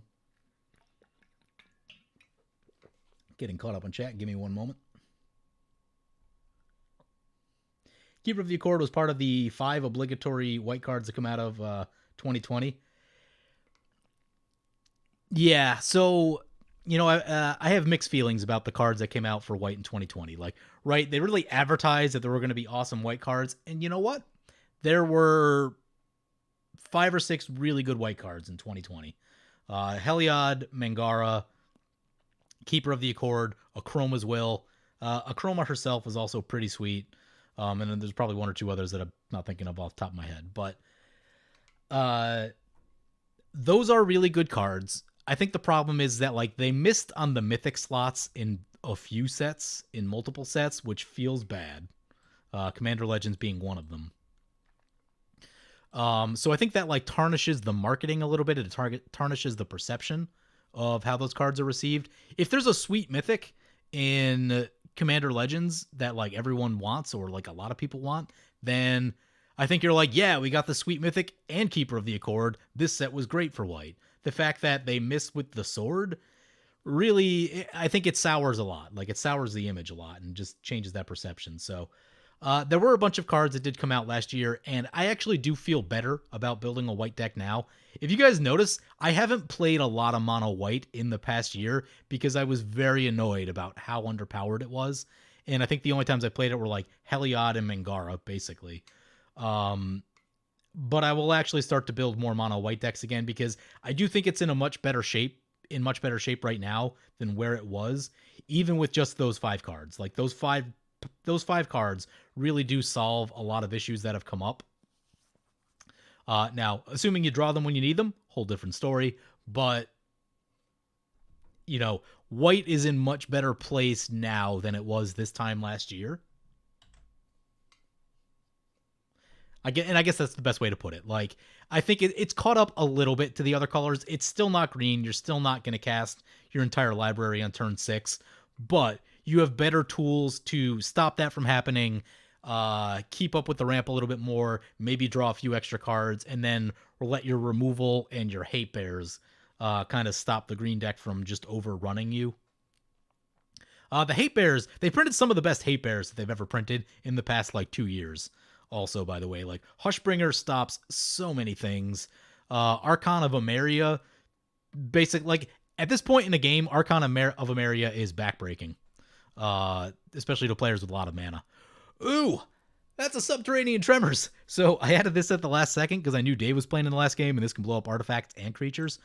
This does not hit flyers, and this is going to be a one-sided board wipe that's going to wreck our opponents. Opponents can activate the Shadow Spear and remove Indestructible from some stuff. Yeah, love this. Oh, we're going to lose our Thran Dynamo, though. Don't love that. And our sword. Thran Dynamo and sword I want to keep. Well, I guess that is what it is.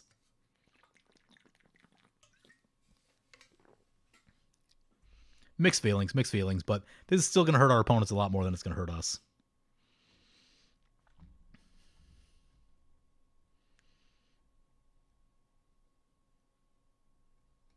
Rifa says, I wish there were more non-catch-up white cards. Yeah, that's the thing that's still missing. Cards to proactively further your board state. And I've been thinking about this, like a Sunbird's Invocation in white. Doesn't need to be exactly Sunbird's, but something like that. Something, an enchantment that says, I cast this creature and awesome things happen. Is what white needs. And it can't be, didn't want that. And it can't be triggered off of like your opponent having to do something, right? You just like, I cast a creature, something cool happens. That's the card that white needs. Give me one moment. Take our turn right here. Commanders in play. We've got a Murderer Crows, which will help us find stuff that we actually need. So let's play the Murder of Crows.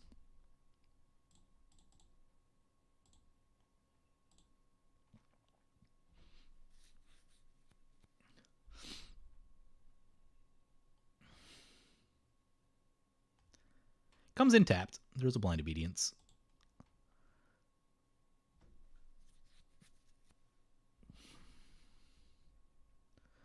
I'm going to send these spirits over to KO. Send this one to Pauper. Send that one to Eric. I'm not in a mood where I feel like taking him out right now. They've just been kind of doing their thing over there. Send that one to Pauper. Send this one to KO. I want to attack him with enough that he's going to want to block some stuff. Oh, he's got that as a...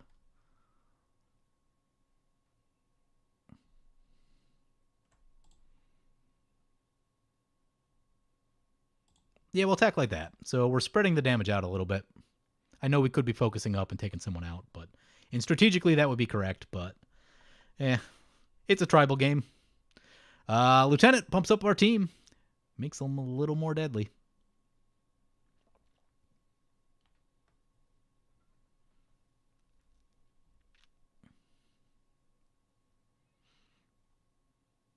See what opponent wants to do with blocks. Oh, the KO go no blocks.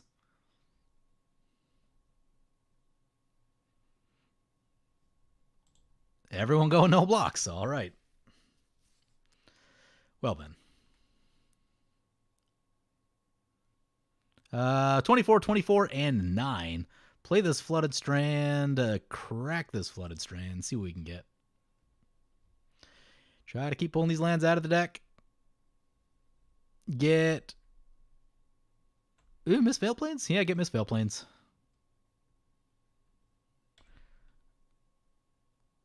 And we'll pass like that. So if we sacrifice this, that will still trigger the Murder of Crows, which would be helpful.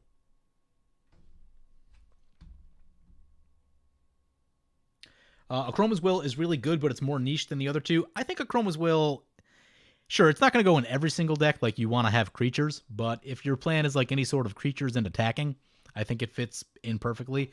I think Akroma's Will is a very underrated card at the moment. I think people will realize just how strong it is. It's protection from all colors and indestructible. That's a lot of really good protection. It's also the ability to get like flying and double strike late in the game, which lets you win a game, right? If we had flying and double strike right now, we'd be like more or less able to kill a bunch of our opponents on the next turn. I forgot to put Akroma's Will in though, so it's not in here right now, but Lightning Bolt at Mythic. You know, red cards have gotten better. Like years ago, I might have said that. Maybe like 5 years ago. Yeah, there's always some like terrible red Mythic that is a bad time. But actually, I did this thing, and I should put this into a video, but I actually looked through every modern legal cycle of cards and evaluated who got the worst, who got the best. Consistently, the red card in the cycle was the worst by far. White was usually fourth. The best one is usually green, and blue and black would kind of duke it out for second and third, but occasionally some of the blue cards are like not useful because they're just like really bad card draw, and you would never run them over like some better piece of card draw. But so occasionally the blue card is like mostly useless, but generally would break down that green was consistently the best, blue and black kind of for second and third, white was consistently fourth, and red was consistently just the worst. Oh, wait. Oh, God. I misclicked. I wanted to sacrifice that and loot the thing. Soul Ring. Oh, that's frustrating. Could have stopped some damage right there, too. And that's Exile. Could have got rid of the Kefnet. Ugh. I was talking. No. Oh, man. That's frustrating.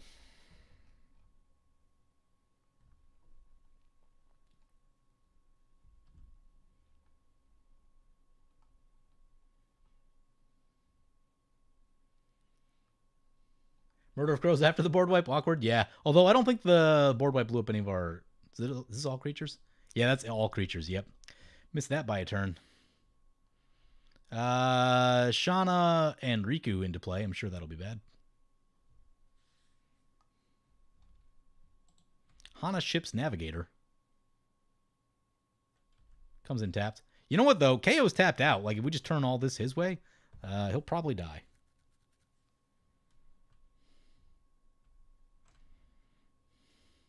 Blind Obedience putting in some work right now.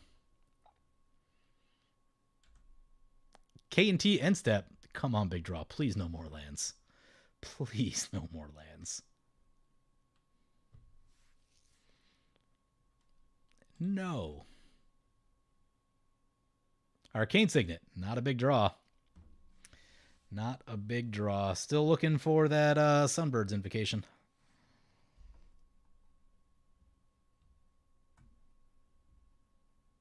Yeah, Mono White also suffers with commanders. They just don't have like powerful commanders. When you look at like a Neheb or any of the like good red commanders, there's a lot of good red commanders. Even though red doesn't get great cards of the cycle necessarily, red's had great commanders for a long time. Krenko, Neheb, Heartless, Godo, just Kiki, right? There are cool red commanders. The white commanders largely don't come anywhere close to that.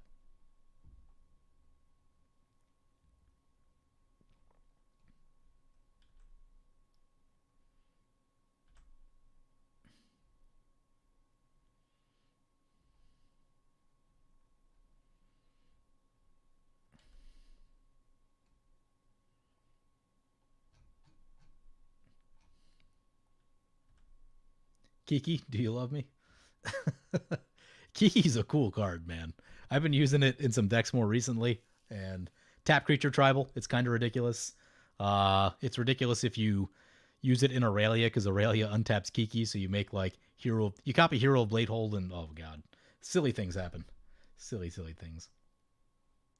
Obligatory Wolf of Devil's Breach in the Bad Mythic. Yeah, that card. I tried to find out what happened with that card. I think I messaged Gavin one time or something, and I think they gave us some sort of like it was changed at the last minute or something like that. I forget what. Well, there's the Wrath of God. So we're going to get a lot of Murder of Crows triggers. Anything that helps us here? I don't think so. Many Murder of Crows triggers. Back to the command zone.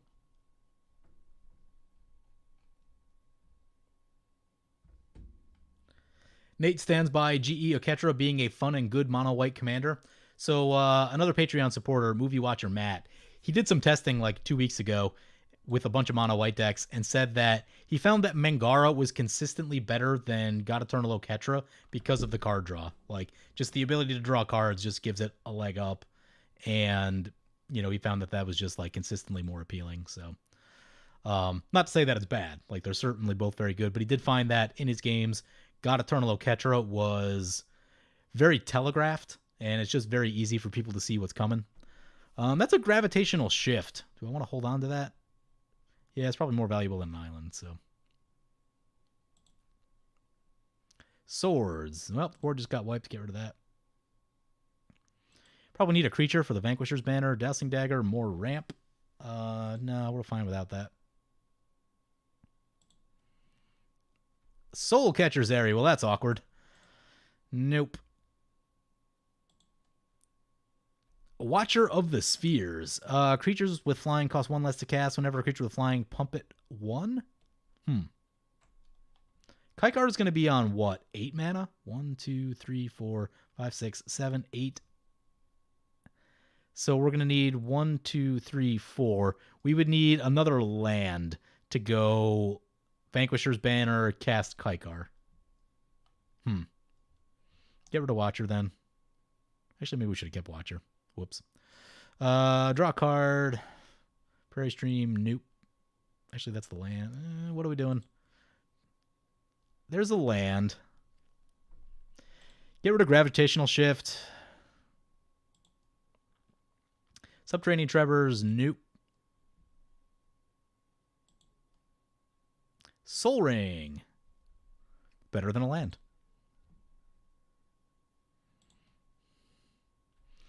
Celestial Gatekeeper. When it dies, return up to 2 birds. Oh. Get rid of the Soul Ring. I like that, actually. Because then if that dies, we get some stuff back, and that's helpful. Bident of Vasa. That's the card draw we want. Oh, which one do we go with? Do we go Vanquishers? I'm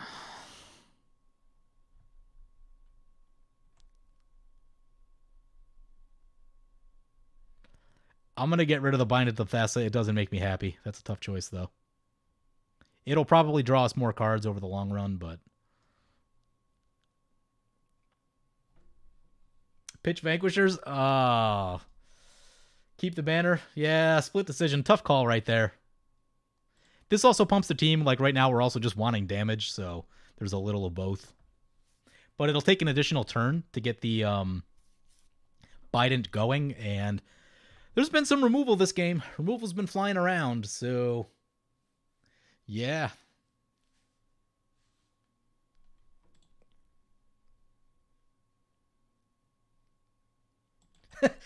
Either decision is objectively wrong.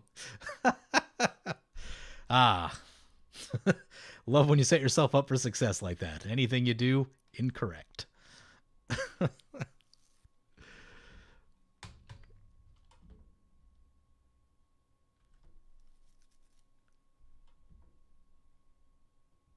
I do want to revisit Got to Turn a Low Catcher at some point, so Nate, we can talk about that. Ooh, there's a Molten Echoes. Oh, I'm sure we don't have enough mana to cast all these. So that'd be 14. 1, 2, 3, 4, 5, 6, 7, 8, 9, 10, 11, 12. Oh, the sadness. Oh, is this sacrifice or exile? Oh, it's an exile. When this dies, has to die. Okay, so that doesn't pan out the way we want it to. But that doesn't mean we can't get this Vanquisher's banner.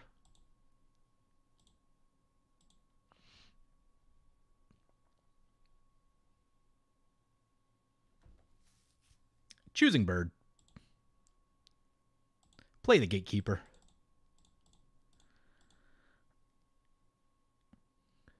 We draw a card. Microsoft's having an account problem.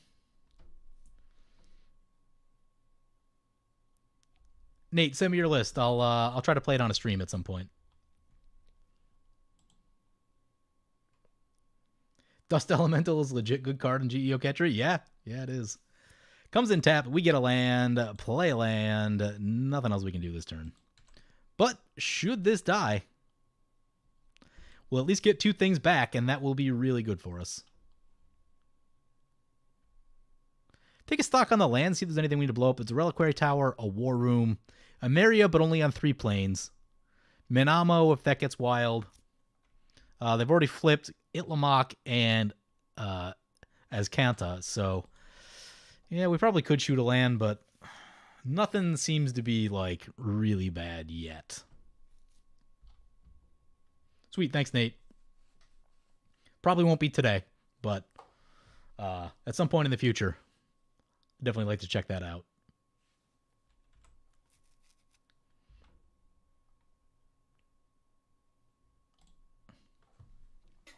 But yeah, I do think white is in a much better spot than it was a year ago. Even though white didn't get an Explume Ancient, it didn't get a Kodama, it didn't get these like crazy, insane value engines that make you just go wild. It did get things that help you solve problems that white was having. It's not everything that I wanted. Oh God, Helm of the Host. But it's still some problem solving pieces.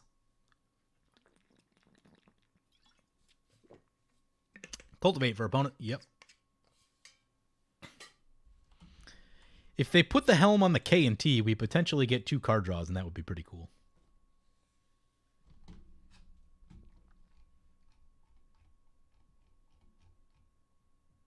Red made out like a bandit in 2020. Yeah, the last couple years have been kind of red.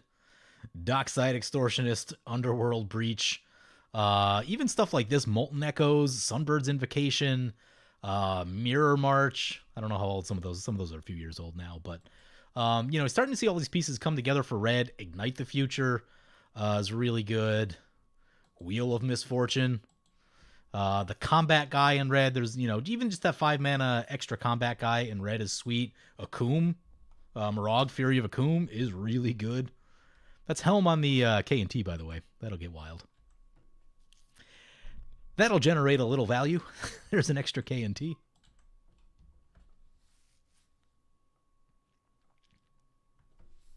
Yeah, red's done really well. Jessica's Will. Yeah, that's an insane card, too. Nate says, absolutely. Jessica's Will is a card that looks like it'll go in every red deck. Yeah, it's just so good. If Commander is a format about ramp and draw, Jessica's Will gives you ramp and draw. No lands, draw card. It's a bird. Birds are what we want. And one that's potentially useful with the Molten Echoes.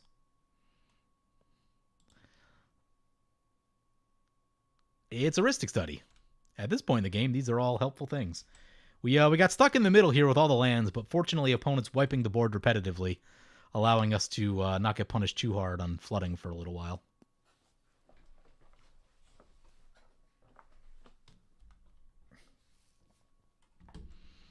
Soul Ring, Extort.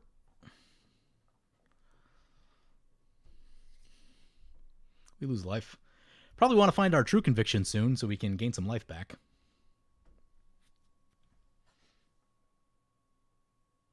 and they made a few more cards that combo with Kiki in red. Yeah, even that stuff too. Like, right? As small as that is, that's still a big pickup. Was that the pilferer guy that makes a treasure? Like, I've been seeing that C play. I thought that would go in like 1 or 2 decks, and it goes in more than 1 or 2 decks. It's not every deck, but definitely enough to make it interesting. There's a Karmic Guide. That's a real good card. All right, here's the thing. So if they would just print a second white creature that ETBs and reanimates things, you could easily have an infinite loop with Karmic Guide and that card, and then just have like a sack outlet or something in play. And like they just won't print it. And I get it. It goes infinite with Revelark, but I think it would be cool if they made like Rhea 2 that just, Rhea 2.0 that brings back your Karmic Guide and it brings back the Rhea and so on and so forth. But yeah, that one's just like, it's such an easy thing to do, and nope, just they refuse to do it, driving me crazy. Getting back this Worthy Knight. Here's a fun point I want to talk about too. So right now, people are still making big plays. It's turn 12. People have been on like lowish card count for the past couple turns, and people are still impacting the board, able to do stuff. 8 to 10 years ago in Commander, like after that third board wipe, a lot of decks would just be out of it. You'd have absolutely nothing to do. And as much as I like old Commander, there were definitely some problems. And playing, the Commander Legends draft reminded me of what it was like playing Commander 10 years ago, where like you can really easily just get stuck and not be able to impact the board. And if you're on really low light, or if you're on like, if it's late in the game like this and you're waiting, 20 minutes for your opponents to take turns and your turn to come back, it's not great when you like, it comes back to your turn, you have no cards, you draw a land, and you're just like, wow, this sucks. Commander now, because everything's so strong, like you can always impact the board, and that's a pretty big deal. With all that talking, though, we're down to 7 after a bunch of extort triggers, so we are going to want to find some life gain, find a little bit of protection, start dealing with some stuff. Eric's down to 1. It would be awesome. I doubt they can do it, but it would be awesome if they just found a way to, like, get Pauper out of the game here, because that would be nice.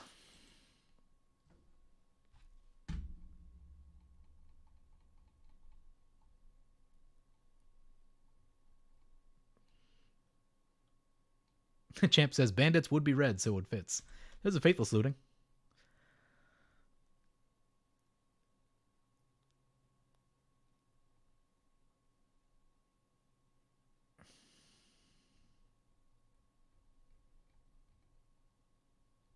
Rifa says, I like seeing random commons that get played in EDH. Yeah, it's super helpful when like there's good commons and uncommons and stuff. They're not going to be $1 million. Rogue Rack, surprisingly, is an uncommon, I think. As interesting as that card is, you'd expect it to be a rare, and it's not. So, overall, Commander Legends was a cool set. I didn't care for the drafting. Yeah, the drafting of Commander Legends was like not amazing, but just as a Commander set, Commander Legends was really cool. And I like that because they were doing the booster pack style with Commander Legends, like you don't have to have all these cards that adhere to a specific theme, right? When you do the Commander Precons, most of the cards in that deck will adhere to whatever theme they're doing. So if they're doing a theme that you don't care about, then you're kind of like, well, most of the cards in that deck aren't for me. But when you just do the booster pack stuff, you just have like more random things. You're like, that card's for me. Maybe that one isn't, but the next one might be. So Commander Legends was very, very cool. Not the greatest draft set, but I hope they continue to look at doing Commander products, at least some of them, through booster packs in the future, because I think it was really good. No new Mishra or Ashnod, rip.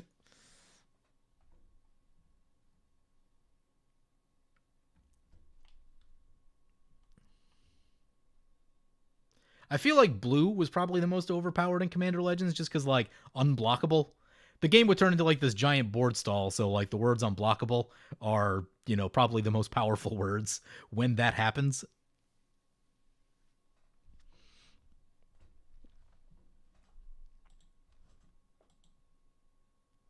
I thought about doing another Commander Legends draft on stream, but ooh, those things take so long. You want Gix to come on a card? How many Gix cards are there? Is it just the one? Is it just the, what is the ring?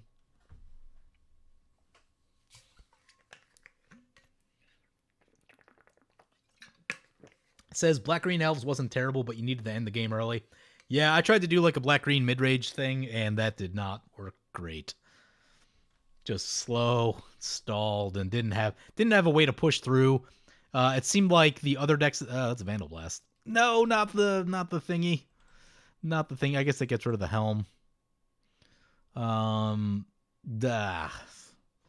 Spent so much mana on that.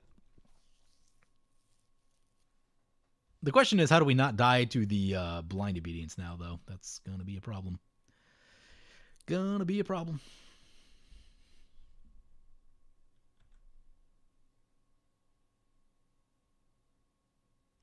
All right, I gotta focus up on this turn. There's a right way and a wrong way to play these cards, and I gotta figure out what it is. Start with the Misty Rainforest.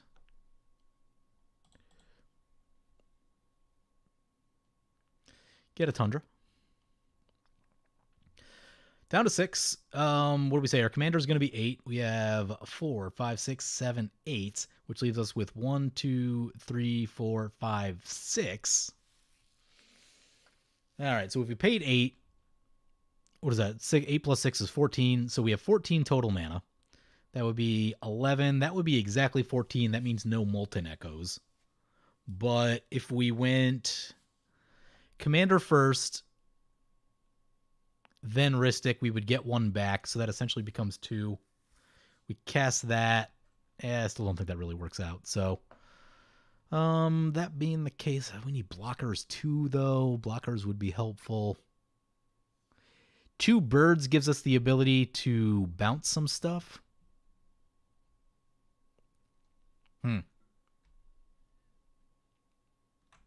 If this bird died, we'd get things back, and getting things back is always cool. Oh, what about Kangi's Lieutenant? If we Kangi's Lieutenant with a Molten Echoes, that's a non-token. That says non-token. These are tokens, are they not? Create a token copy. Yep, that's unfortunate. That won't pan out. I think start with the Molten Echoes.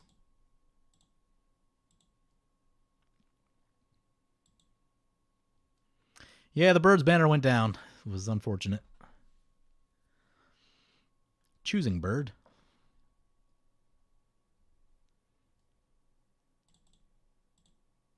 How much is this thing? That's 6 to Encore. Let's play this guy.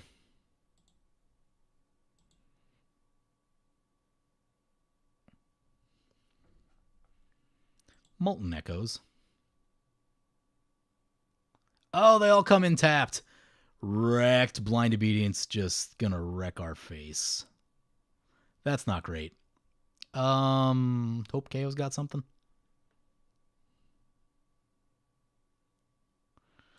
Ristic Study.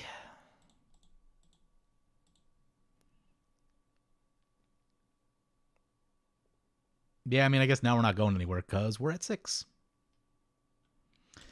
Unfortunate. Unfortunate.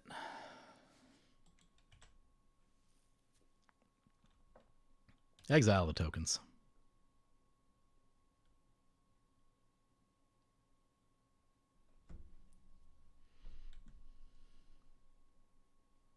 Champ says on the upside, we're not a threat now, but we're definitely going to die before it comes back. Yeah.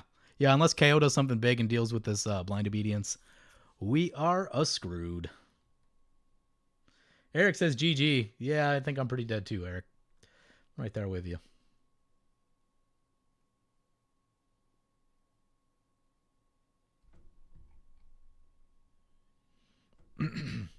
Come on, KO, play some removal. Nope, that's not it. Triggers our Ristic Study.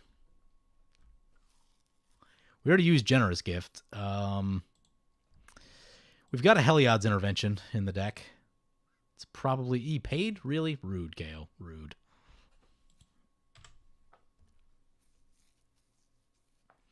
I mean, the one saving grace is that probably has to send a...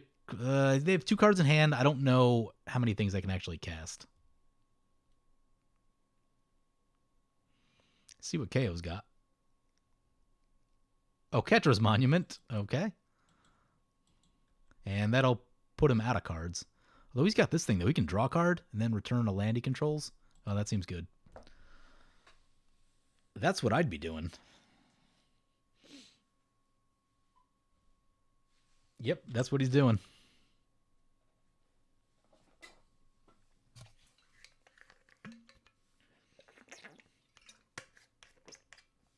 This is the least threatening Rhystic Study you've ever seen? Yeah, I'd have to agree. Stalled game. Everyone has a ton of mana. Man, the removal of this game, we couldn't keep any of our cool stuff in play. If our sword or if Vanquishers, any of that stuff stuck, then we'd be able to get so much value. This Biden of Thassa wouldn't have even survived. We would have had to hold it for a turn because of the Vandal Blast. Ugh.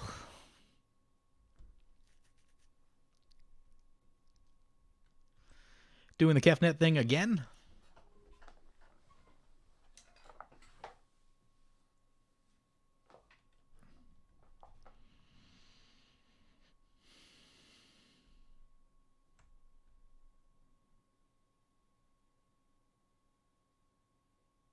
With the Celestial Gatekeeper, they go from the graveyard to the battlefield. So that is actually pretty relevant. Just in case that should happen, let's think about what we might be getting back. Wingmate Rock has the ability to gain us life. That seems relevant, so that might be one of them. Murder of Crows if we feel like a board wipe is coming. Ooh, 2K and T triggers actually does leave us some kind of out.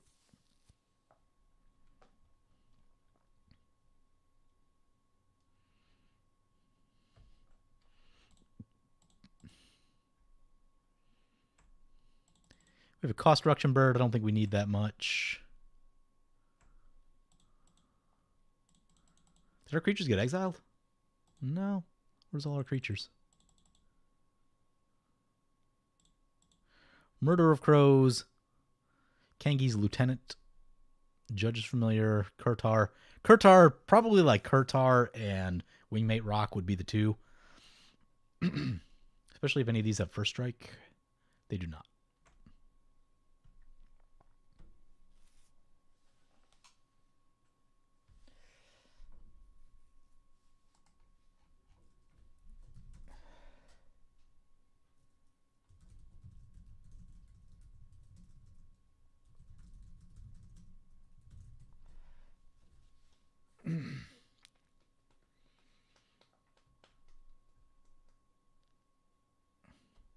No land.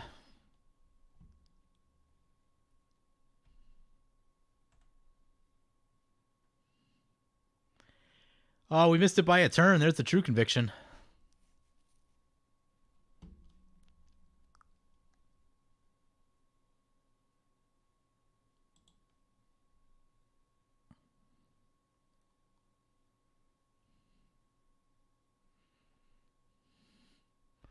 Reconnaissance mission.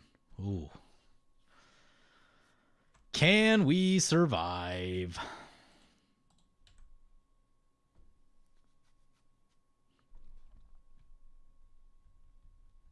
Potentially cycle this, but I don't know if there's anything else that. Let's check the deck. What can we do with 2 mana? We could Swords our own creature. That's a play. We can mana drain something. I don't know if that mana drain helps.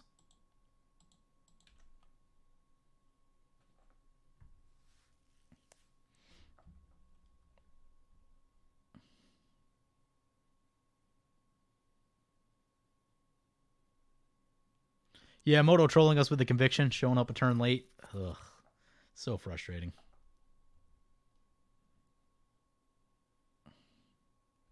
There's a Westvale Abbey.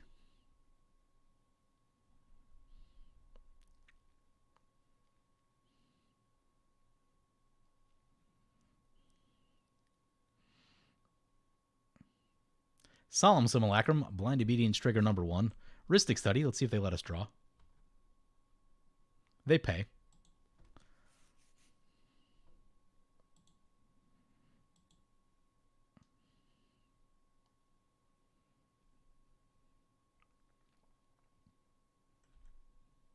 They pay again to extort. They're paying a lot. I don't know where all this mana's going.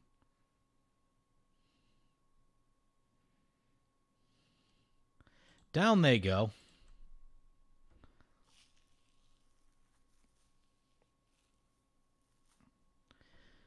Are we gonna make it? Hopefully they don't have a bunch of cheap spells. Cheap spells will be bad. They still have attackers, and attackers are also bad.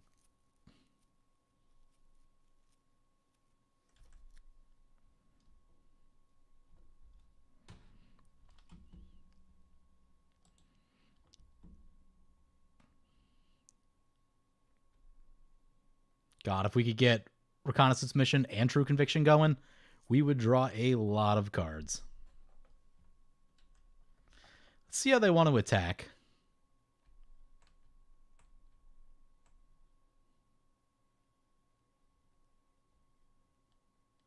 Cool, everything our way. Anything with first strike? Nope. That's actually just lethal, unless we can... Yeah, cycle this thing. Use the colorless, use that.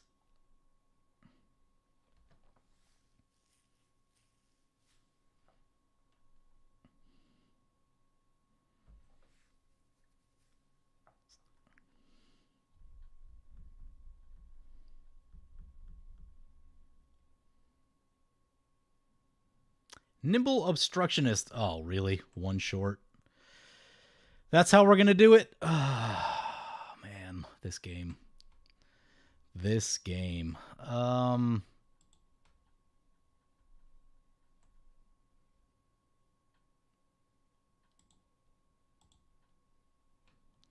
Yeah, block one.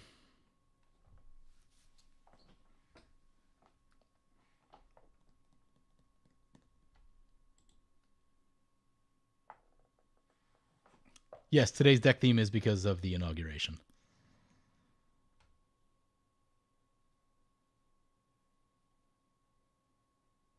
Oh, man, the things that went wrong in this game. Misclicks and just... the board wipes. The board wipes. There's a Cavalier Dawn. Well, might as well start up a new one. I think I've got time for one more, so fire up another game. Stay with the Birds of Freedom.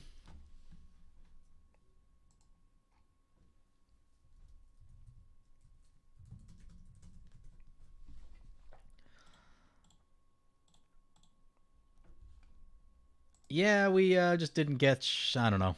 We were in the wrong spot. We were like right after the board wipes and just got nailed by them. Not ideal. Misclick twice. Missed the land. Missed that Sword of the Animus trigger that would have given us that third land to survive right there. Although if they cast like one or two more spells, it's a problem. So, you know, there were things we could have done. We had to use a generous gift to not have that right of replication. If we didn't burn that, then we could have shot the Blind Obedience. True Conviction showed up a turn late. Gaining like 4 life right there would have been awesome. Man, Blind Obedience is so good. It just stops so much. And the whole time, he's at 49 life, right? He hasn't, like, been below, like, 35, I don't think, in this game. There's an Avacyn. Where was that earlier when all the board wipes are going off? That's the card you want.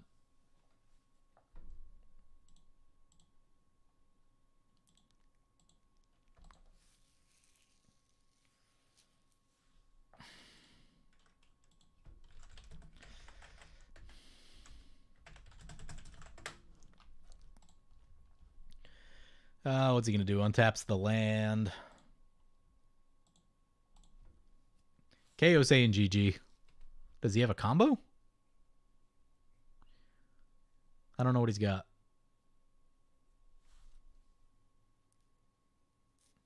He's got an Arcanus. It's going to allow him to loot.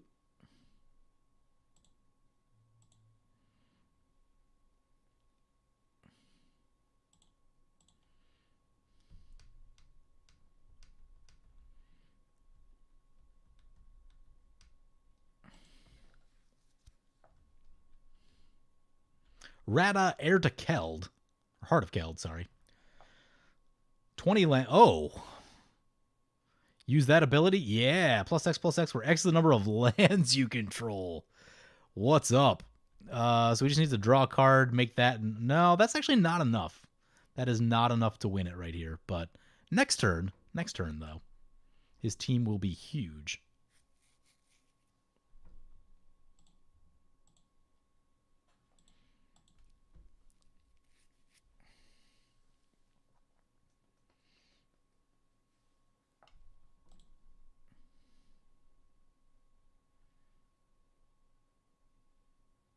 I will be back in 30 seconds.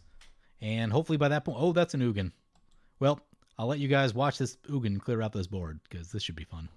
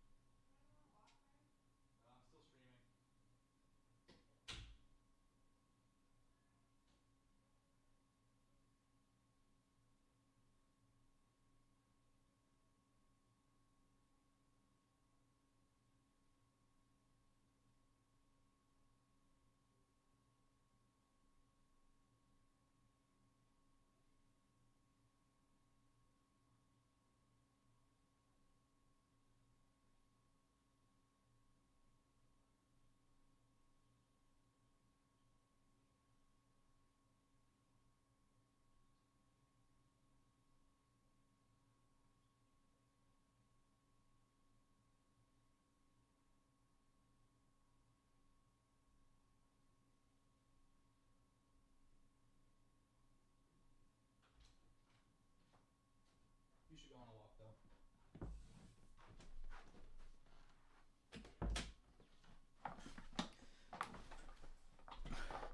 All right, how many did he go for? Looks like X is 2. Yeah, that cleaned out a bunch of stuff.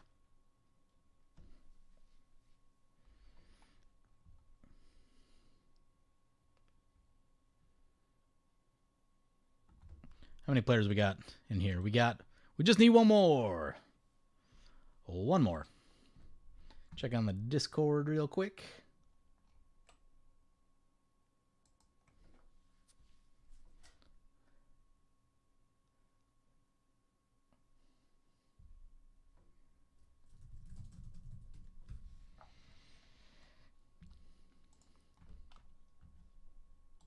Yeah, problem with this game was we just didn't like keep any of our permanents in play.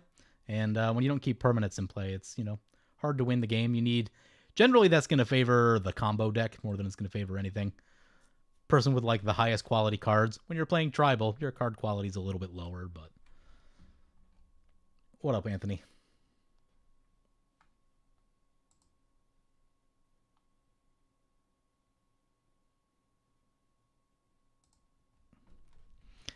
Let's see. We got 3 lands, Thran Dynamo, True Conviction, Heliod's, all the cards we needed last game that did not show up. Colors are a little awkward, but I still think I'm going to keep and just hope for the best.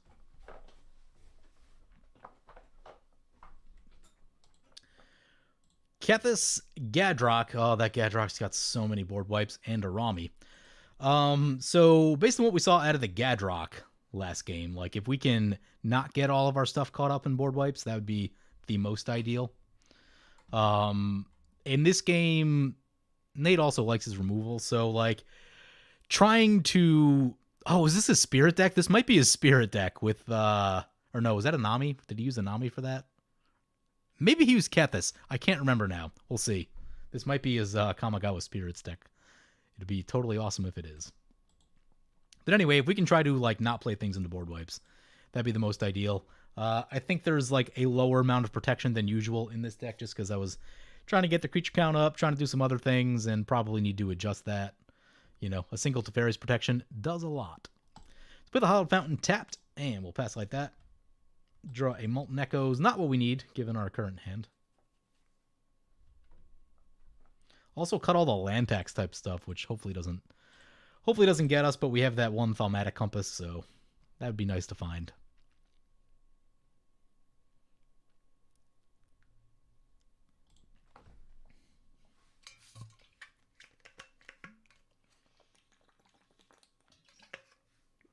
A Mana Vault.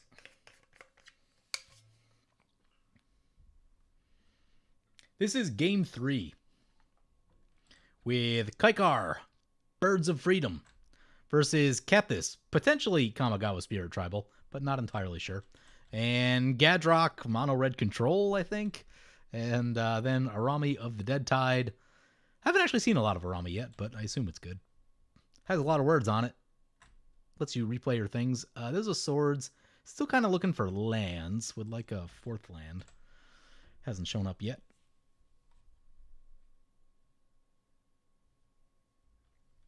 Yeah, the deck is cool. It can definitely be worked on a bit. Like, I just put it together as like a quick tribal deck because I wanted to play a Jeskai deck today. Celebrate the inauguration.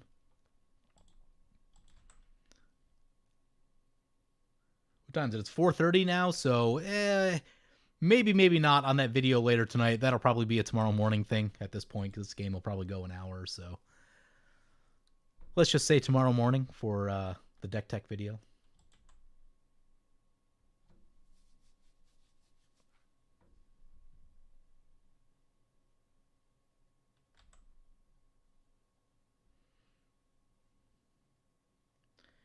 Yes, it's 4:30 for me. It's Central Time.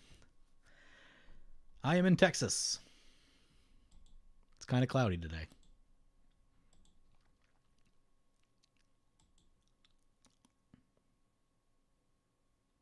Is Hail to the Chief the theme song for this deck? Basically.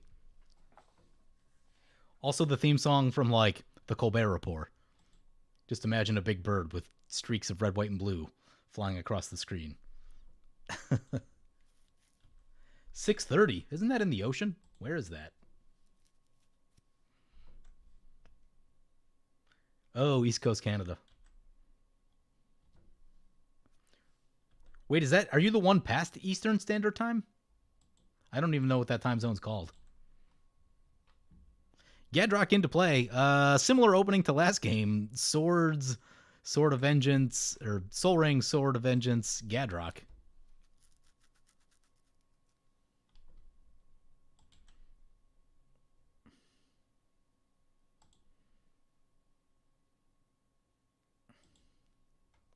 We've got Una's Blackguard. Yep.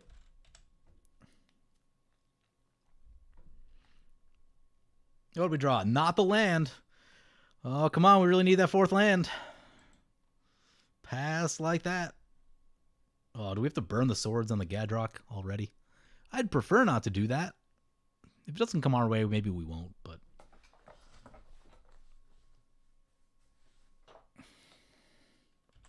Golgari Signet.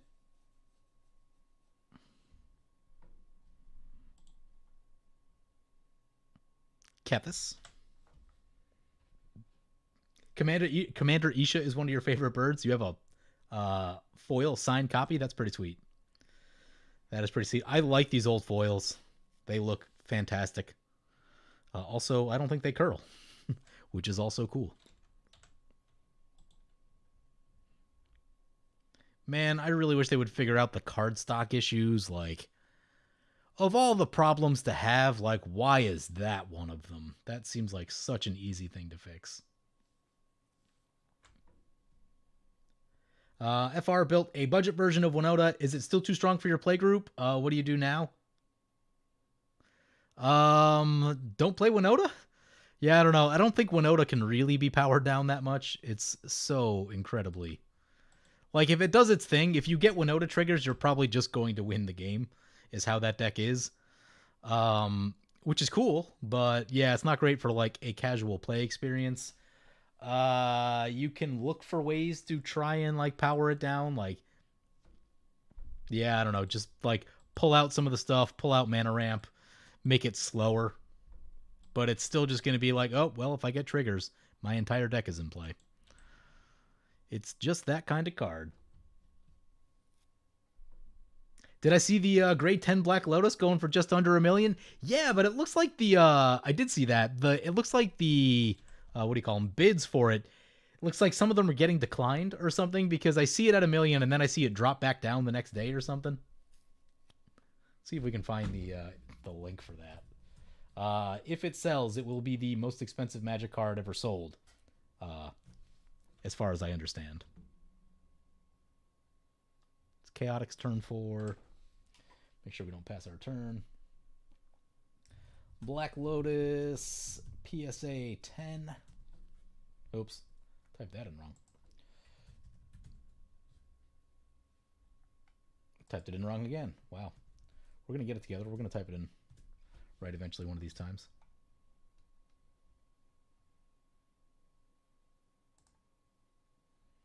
I believe this is the one. I'm going to link it in chat here in a second.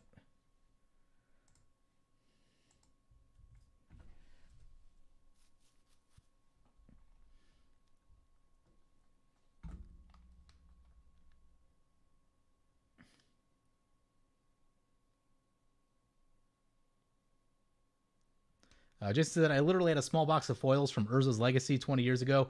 Opened it up a while ago. Not a single curl. Oil opened a foil from Commander Legends. Curled in 2 days. Yep, that sounds about right. We did not draw that land. Ouch. What are we getting rid of?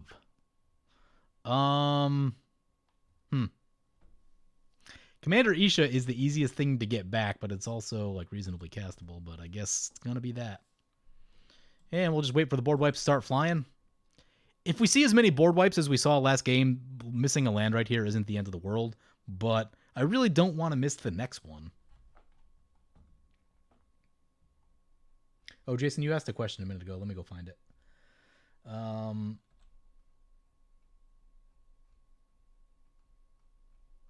Jason, what was the question you had earlier? Was it something about MTGO? Ooh, that's a Sison. We definitely want this to stick.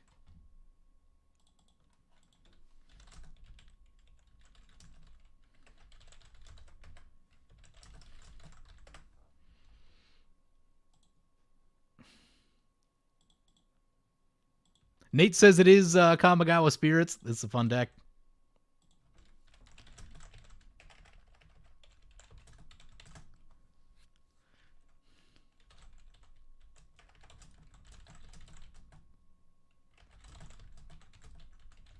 Letting opponents know that if they kill that Sison, then they're going to be dealing with our swords.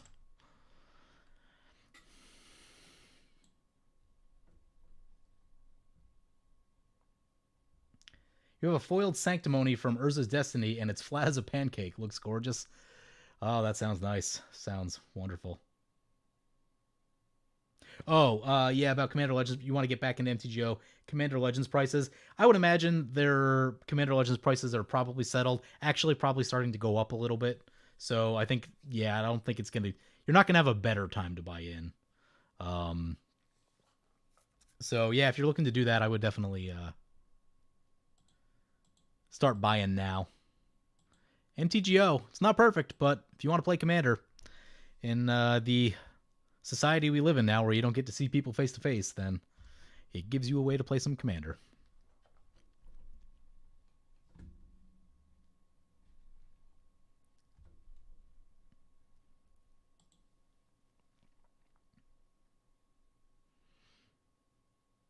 Also, MTGO prices, they move much quicker than paper prices. Paper prices generally take a while, like they'll kind of trickle up over time, with the exception of like the buyout, you know, that random spike that happens. But yeah, the MTGO prices are much more like a stock market. They kind of fluctuate day to day and stuff like that. Which one's Orvar? Is that the blue one?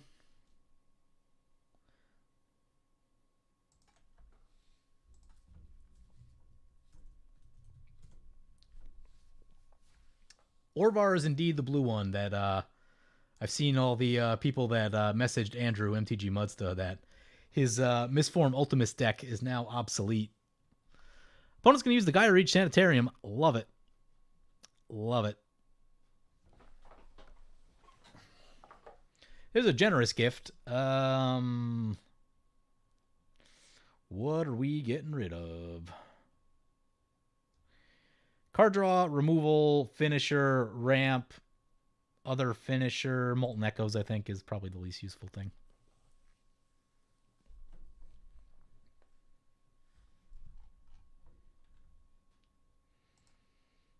Yeah, but Orvar looks really cool. I don't know everything that you do with it yet, but it definitely looks like you can do some really fun things with Orvar and just go wild, you know.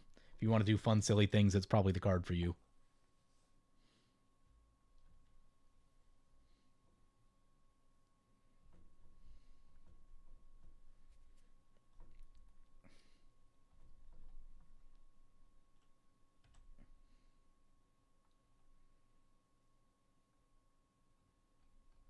Robert says, I think the animal they derive the foiling from went extinct. It's pretty funny. I'm going to shoot this Sword of Vengeance because that seems like a bad card to have in play. Also, just to like get something out of our hand. Use some mana.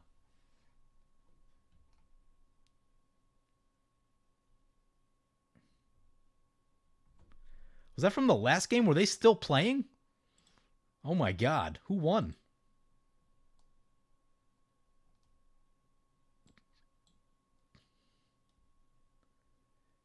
KO or Pauper? Who won the last game? I clicked too fast. I didn't see it.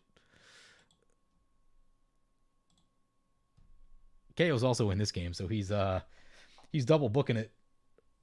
Oh, Pauper conceded without finishing. It was just going to drag on. Yeah, KO just stalling.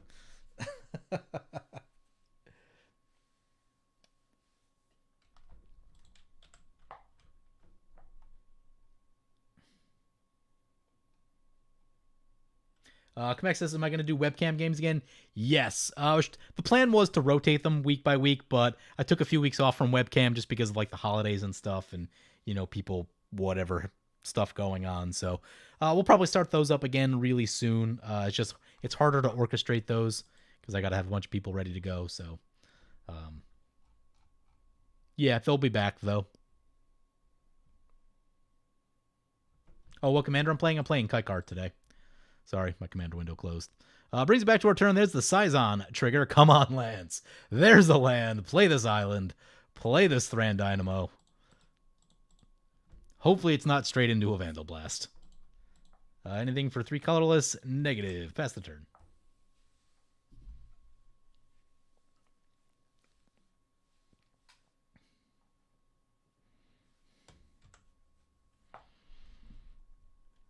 We don't have any red yet, so we can't cast our commander. Definitely need to add some red mana to the deck. Let's go ahead and do that.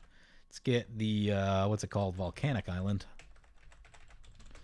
Oops, opponent's waiting on us.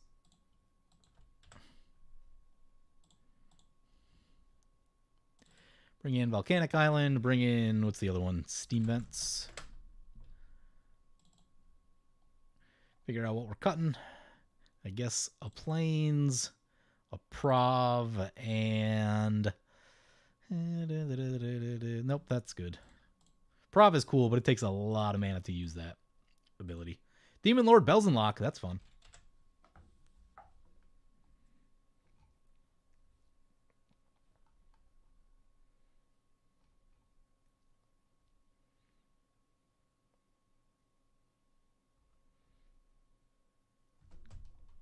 Beep.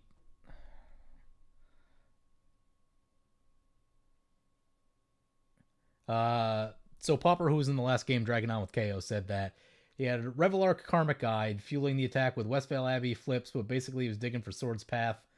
Long battle, so why waste the time? Yeah, okay. That was a crazy game, though. It was a fun game. A little too many board wipes, though. Didn't really get to, like, do all my fun bird stuff. Sison trigger. Made a Kykar Storm deck with that one Jeskai enchantment that lets you draw a card, and yeah, that's Jeskai Ascendancy. When I was looking at this deck today, I almost played it as Ishai and Alina, and I was going to use Jeskai Ascendancy to repeatedly untap Alina so we could cast all the birds, and then, you know, mix in like a Signet in there, but I just decided to go with Kykar instead. I think it was like, it's much clearer theme-wise than Ishai Alina, but Ishai Alina is a thing that you can do. My name is PJ with a P. Thank you for asking.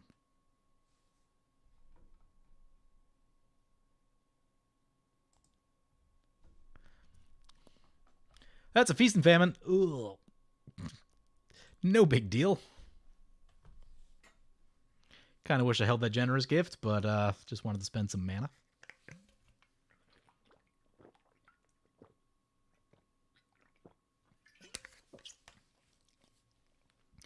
We did draw an Aven Brigadier. Cool card. gonna be a while before we get to it, but oh sweet, yeah, I saw you sent me the email. I'll check my email after I finish streaming. But picture of the foil Commander Isha definitely sounds cool. Can definitely appreciate pretty cards. It's cool at the one LGS that I play or used to play at. Under the tables, like the tabletops are clear plastic, and under them are a bunch of Magic cards, and a lot of them are like generally old foils from like that period of time. So it's just cool to like see the tabletop itself is cool old foils. And there's some pricey ones in there too, because I'm sure whenever they built that table, they weren't expensive because the mid 2000s or whatever. But what have I been up to outside of Magic? Oh man, I was doing some walks and then it got cold. In the 30s and 40s, which is cold for Texas. So then I stopped walking, but I need to start again because there's definitely a cost to sitting as much as I sit. But otherwise, not a lot. I started playing guitar again. That's exciting. Ooh, Karn. No. Why? Ugh. Ah, gross.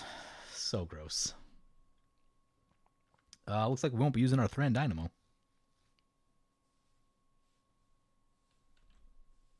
Yeah, but no, I've been like very mentally bored of like staying in and not doing anything. And guitar is really the one other side hobby that I have going right now. Usually I'm playing softball, and usually I'm trying to maintain some semblance of like being in shape, but nope, tough to do all that stuff. Yeah, I realize that like 30s and 40s isn't that cold for a lot of other places, but when it's 100 for 6 straight months, 30s feels very cold. Also, like the insulation in our home, it's like they don't build houses in Texas the way they build them in the north because they don't expect it to get cold very often. So like there's just not the same level of like your heating is different, your insulation is different. There's not snow plows. Like when it gets cold here, it's just different. People basically stop doing things and everything, you know.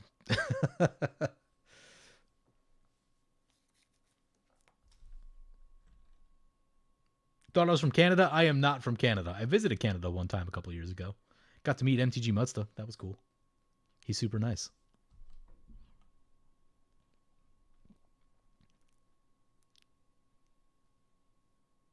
So KO's at 14 Commander.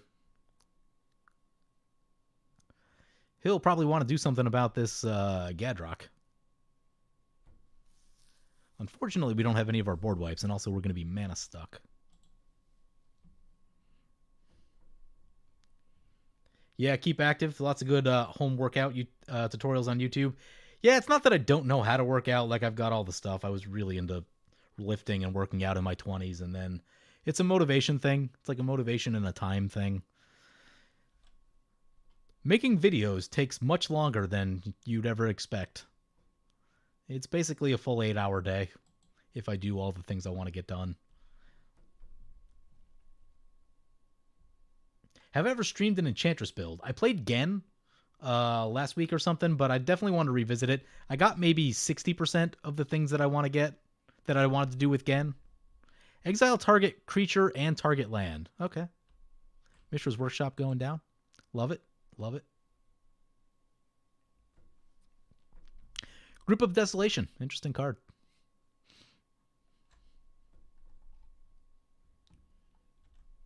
Shroom Artifact Reanimation is fun too. Yeah, that's a cool deck. I used to see it all the time on Magic Online back when that was the Artifact Commander, and then like Breya just became, if you played Artifact deck in any colors, it just became Breya because Breya's absurd. So, Mr. Texas Man, what is your favorite barbecue flavor? And is brisket supposed to be thick cut or stringy slab? I don't know about the cut. I definitely prefer the moist brisket to the what do they call it? The lean, I think is what they call it. No thanks on the lean. Give me the moist. But my favorite, I don't know. There's a bunch of barbecue places down here that like all battle it out to be quote unquote the best. So it's a fun experience to go visit each one and figure out which ones you like. But Yeah, there's a few that I like. I don't eat barbecue all the time. When you eat barbecue, you basically need to immediately take a nap afterwards, and like it kind of that's the end of your day. Like you do nothing else for the rest of the day because it's pretty rough on the body. But if I'm putting in an order for some barbecue, it's gonna be some brisket, some sausage. Occasionally I'll get chicken, but not usually. I try not to go too wild with the sides. Usually just like one potato side and maybe something sweet like a cobbler or something like that. But yeah, that's about it on the brisket. Again, uh, barbecue is really really rough.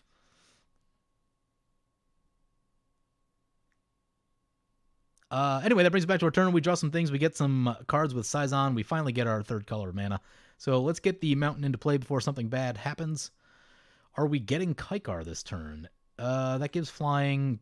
Did I see a cost reducer somewhere? Did my eyes deceive me? Perhaps they deceive me, but there is a mana drain. Mana drain is helpful. Probably just Kykar then? Yeah, I think just Kykar.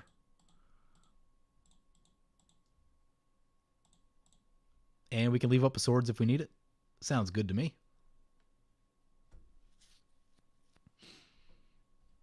Ooh, we have to discard a few. Gonna have to discard a few.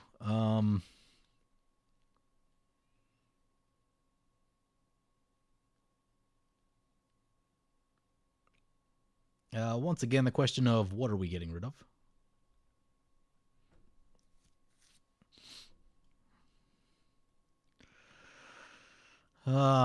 Let's see. I think we can live without the bird. Again, the birds we have the best way to get back. That one I want to keep, though. And don't want to give up the land so much. Want all of these things. Heliod's intervention does look like it's helpful. True conviction. Ugh, I don't want to give up the true conviction. Mana drain? Do we give up the mana drain? Do we give up the land? Because the land is replaceable. I'm going to give up the land. The land, we can draw into another land. Hopefully, if we're still drawing 3, we'll find that next land and life will be good. If we don't, it'll be bad, and that'll be a terrible decision, but that's where I'm at. I've been playing for like 3 hours, so,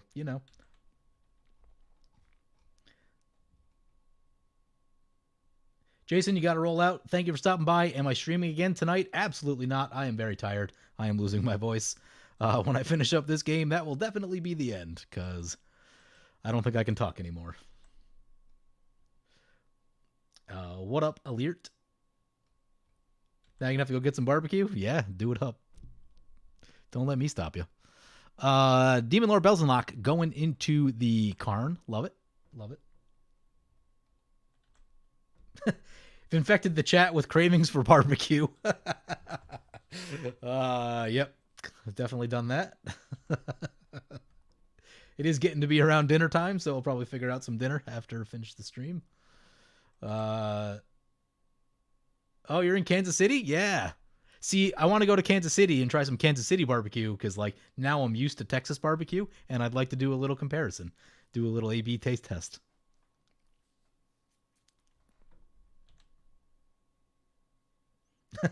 Jeff says, you used to want me to be on game nights, but you don't think they're ready for me and my awesome Borosness or Boros awesomeness. Either of those work. Yeah, I would definitely bring it if I was going on there. See, the problem though is that you have to play new commanders because like they're almost always kind of promoting the new product. So it's rare that you just get to like bring a deck. Not to saying I couldn't like bring a Boros deck and figure it out, but there has to be a Boros commander in the set, and there isn't always. Sometimes there is, sometimes there isn't. There's been a lot more recently, the past 3 or 4 sets, but I assume that trend will stop at some point. And you also have to hope that it's not like a bad one like Depala or something like that. Fire Song and Sunspeaker, that's pretty hard to have repeated success with. You're in Minnesota where they have ethnic and tasty food being made by white men and by oh god, I can't read anymore. Made by mid-40s women calling it tacos. I don't know. So I grew up in Albany, New York, which is like the food there is not great. And I met a person before I moved here that was from Fort Worth, Texas, and they hated the food in Albany. They just thought it was the worst thing imaginable. And I can definitely relate to, when the food is subpar. It would actually be very difficult for me to live anywhere other than Texas now because the food is very good here, especially in Austin.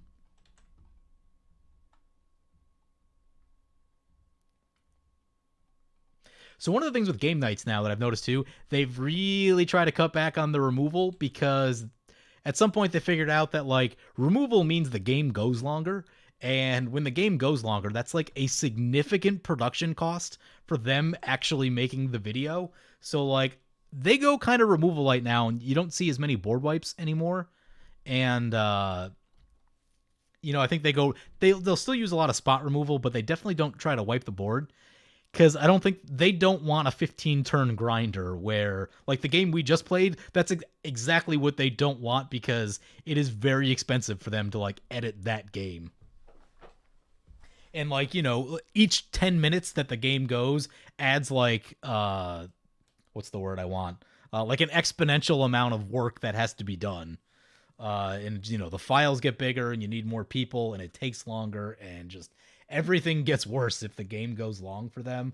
So they've been trying to push a really fast style of play, and they would not be happy if I brought like one of my good decks because that's gonna like I've been really thinking that like I just need to run Rule of Law. Like Josh is gonna try to value off with something. Rule of Law is gonna stop that dead in its tracks. That game's gonna go for a while. I'm gonna be bringing board wipes and just it'll not be a fun time for them in the sense of like the game will probably go long and it'll be terrible to edit. Um but also they have like a weird policy on like combos because I think they say that they don't really want combos anymore, but it does seem like they're always attempting to do a combo and then someone breaks it up with a piece of removal is the feeling that I get. Now I don't watch every single game nights anymore. I watch kind of probably every other game nights, I would say, but or maybe not all of it. I see bits and pieces, but yeah, I don't know.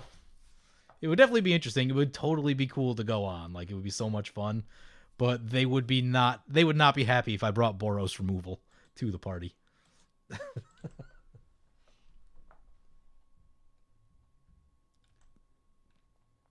Jeff said just pulled some chicken off the barbecue. Love it.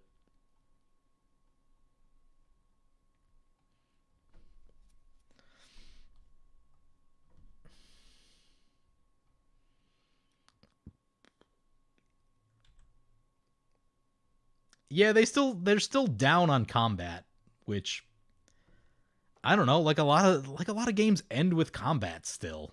I don't know how, I don't know. They have a really weird view of the format. Um Sometimes I think their view of the format is like it was relevant like 4 or 5 years ago, but things have changed so much that you need to be playing a lot just to like stay on top of like what's actually going down. And given their work schedule, they work a lot. I don't know that they play as much Commander as they really want to. So yeah, I think some of their opinions are outdated and stuff, particularly around combat. Because even like the green combat deck is still really good. Slam all your big green value creatures and like that'll kill you if you don't deal with them. There's a torrential gear Hulk. Let's see where this is going. Is that a free instant? Oh, that's a free instant. Grip of Desolation, you say? I hope that's not on us.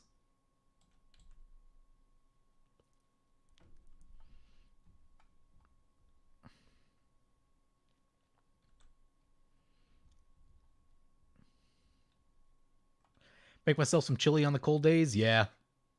I do like chili. I don't feel like making it, though. It's a lot of work.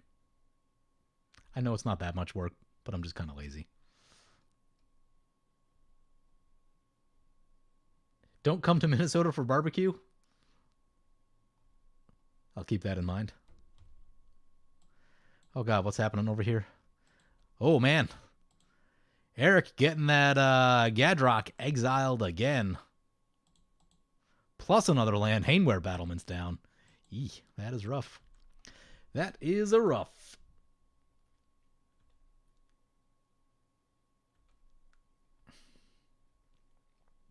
You miss Texas barbecue? Missouri doesn't know what it's doing with it? Okay. I'll buy that. Still want to try it. You went to Tennessee for a month and it ruined food for you forever? It was that good? Games are more entertaining and exciting without removal when they want big stuff to happen, not board wipe after board wipe. Yeah, like the last game would definitely not be ideal because it was multiple board wipes. But I do think there should be like a board wipe in the game, right? When there's no board wipe, then the player who kind of just like gets all their stuff into play first with the soul ring tends to do really well and probably win the game. Like, I want a single board wipe to happen. I don't necessarily want 4 board wipes to happen. This turn, we finally get access to our Thran Dynamo, which is going to be helpful, and we finally get some birds. Birds are also cool. I think the plan here is going to be try to get multiple birds into play. And then next turn, we'll kind of save all this stuff for next turn. I think that'll give us a really cool next turn. Somehow, we missed a land and all of that. That is unfortunate. Any way to draw a land? Not that I'm seeing. Is that triple white? We do not have triple white. Okay, that's a thing to keep in mind. Kangi is cool. You know what we could do? We could go like Kindred Discovery, attack with this, draw a card, then use Enlightened Tutor, get probably like Thaumatic Compass or something. It's not the worst idea I've ever heard. What happens to our card draw if that happens? Well, the Scython's still in play, so we're just still doing good there. Nah, let's just flood the... Let's get birds. Let's get birds into play. So let's tap up this. But those are all timing based. Ugh. Yeah, this is awkward. This is like an awkward spot to be. Didn't draw exactly how I wanted to draw. Yeah, I'm going to do that thing with the Kindred Discovery I just talked about. Is it my favorite? No. No, it's not. Kykar trigger. That does get us... Okay, that gets us a little extra mana. Might be helpful.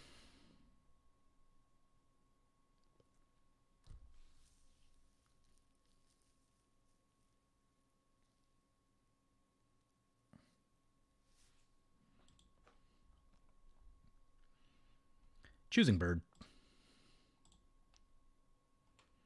Go to combat.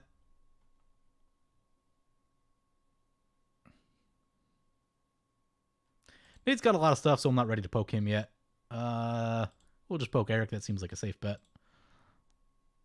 There's the Kindred Discovery trigger, Enlightened Tutor. Kykar trigger.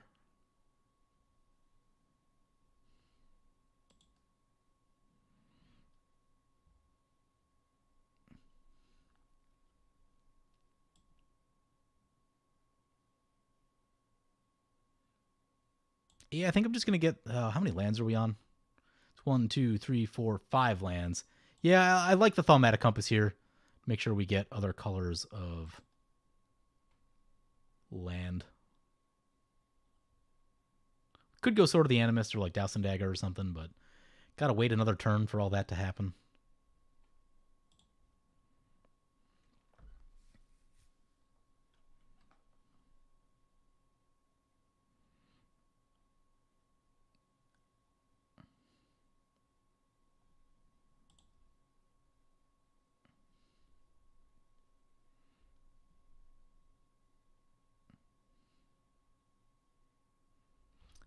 Next, play the Thaumatic Compass.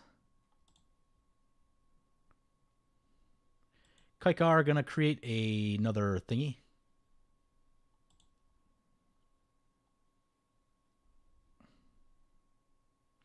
Now we're gonna sack all these to activate the compass.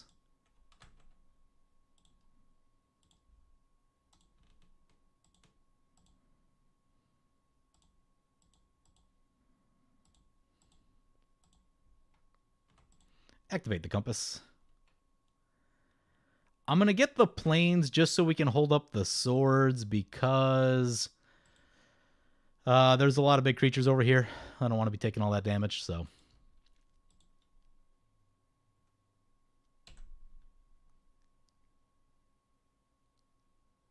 What are we discarding?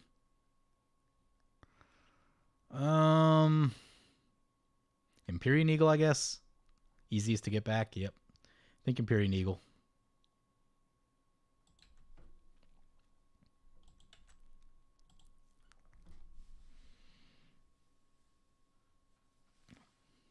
Where did Nate lose all his life to? Sison, maybe? Huh.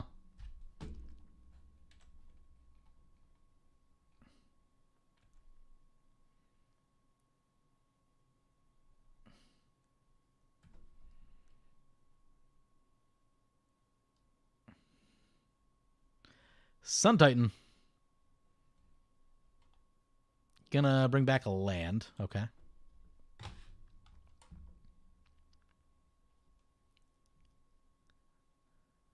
Nate's spreading the damage out. Am I ready to part with this Sison?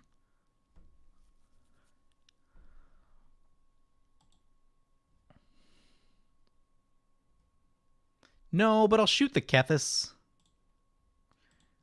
We can shoot Kethis and then use the Spirit to block the Sison.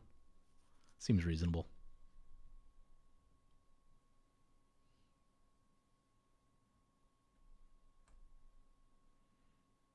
He's going to sacrifice it.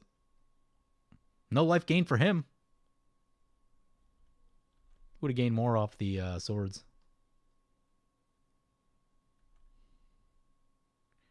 Gives us a Spirit.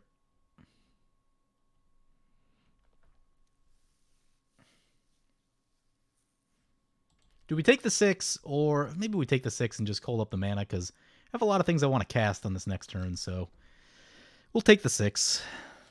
We have a True Conviction, so we can gain life back.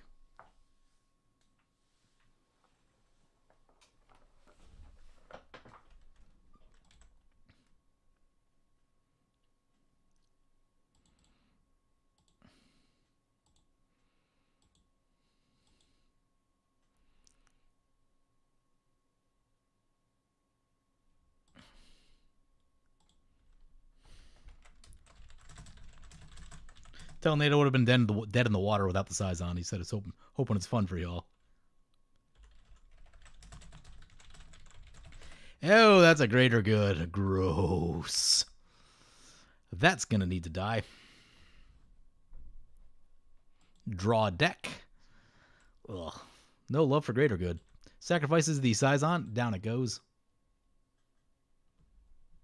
Although we can Nimble Obstructionist one later, and that could be kind of fun. Up to 14 cards in hand, no big deal. This card's down to 11. E.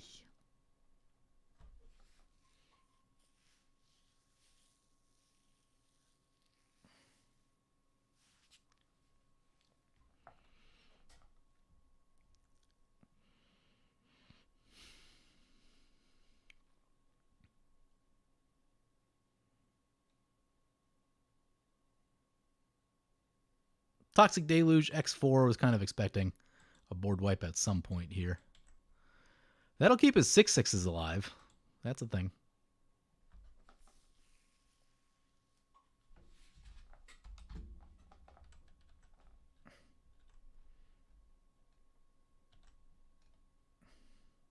Kansas City barbecue is superior, but you have a bias. Nice.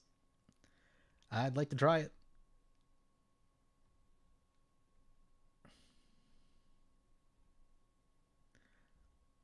Robert says, pick a 5-color commanders, and since they make those every set now, and then just go play only red and white cards. Could do that.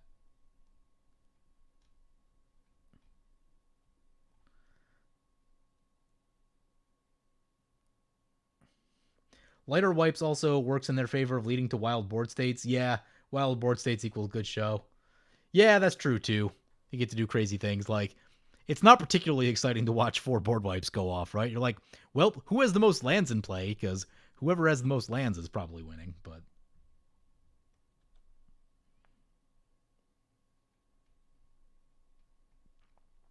Any chance that you and Jolt and Tribal will be doing the EDH Lounge again? I reached out to Jolt a few months back. I don't remember now. And, you know, it's not that he didn't want to do it, but I just haven't heard from him since. Like, I think he said, cool, sounds good, or something like that. And, you know, we should do that or something. And then We haven't really made any progress on that front. So he has, I think, 2 kids now, if I'm not mistaken. So, I think he's a little busy. I'm not sure. That's an aggravated assault. Oh my god. Probably have to take a turn off to Heliod's intervention some stuff. That's what I'm thinking. This might be the Heliod's intervention mana drain turn. Yeah, I would love to do the EDH lounge again. We just, timing, getting everyone together. I think Andrew's been pretty busy also.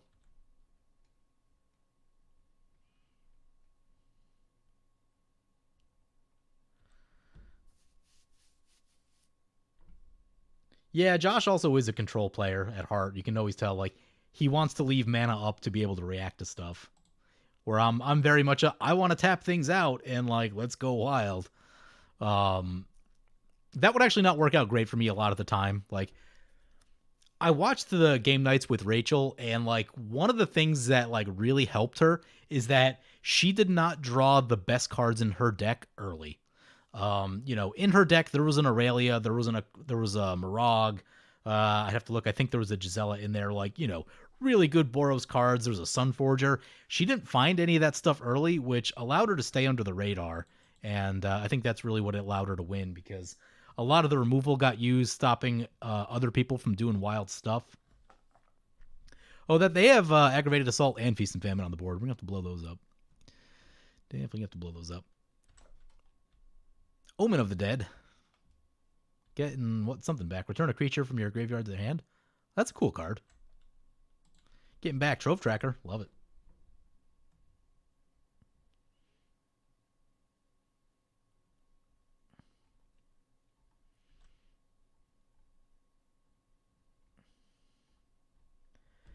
Yep, Goreclaw is just so aggressive. Just for an example, in your local groups, that deck will kill you fast. Oh yeah, Goreclaw is insane. Goreclaw, you can build it to a CEDH level or like very close to CEDH. I've seen like turn 4 Void Winnower, turn 4 Tooth and Nail from Goreclaw decks. How come you never see Planeswalkers as commanders on MTGO? They just tend to be. You used to see them more back in the day, like closer to around the time those came out. Generally on MTGO, you'll see like whatever the new thing is. If the new thing is Planeswalkers as commanders, then you'll see a lot of it. Right now, the new thing is still kind of Commander Legends, and people kind of trying to digest all of the cards from Commander Legends, because there's so many good ones that it just makes it hard. It's a lot of things to playtest through. So. But back in the day, I used to see more of them. Commanders as Planeswalkers, they do tend to be very, like, grindy. You either do 2 things. You either value like crazy, or you try to combo off. And it's not always the best, especially if you're trying to do, like, a tribal game like this or something. I'm definitely not in favor of Planeswalkers as commanders, as the, that debate's come up a whole bunch of times, but... I think now is going to be a good time to, let's see, aggravated. Well, how much mana can we spend? We didn't draw the land. That's unfortunate. Do we try to hit the 7th land right here? I'll probably just roll without it. So we could go 3 targets, 4 targets, 5 targets, and then leave up 2 for mana drain. Seems like a plan. I guess these are all instants, so we don't need to show our hand yet. We'll just kind of see what happens here. Go on the control turn.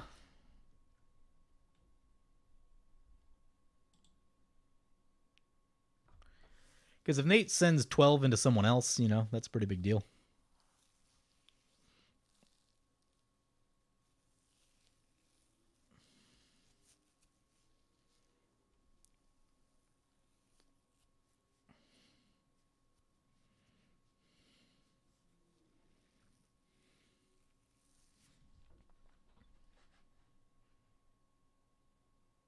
Have I made Jambalaya recently? No. No, that's not in my wheelhouse.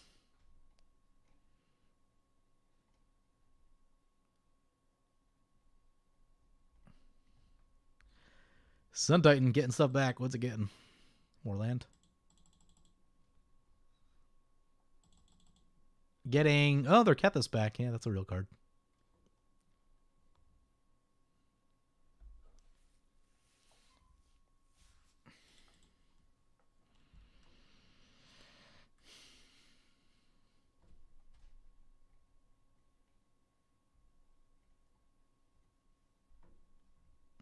All of the G commanders, Goreclaw, Galta, Gargos, yeah, all really good. Sun Titan our way, can't do much about it.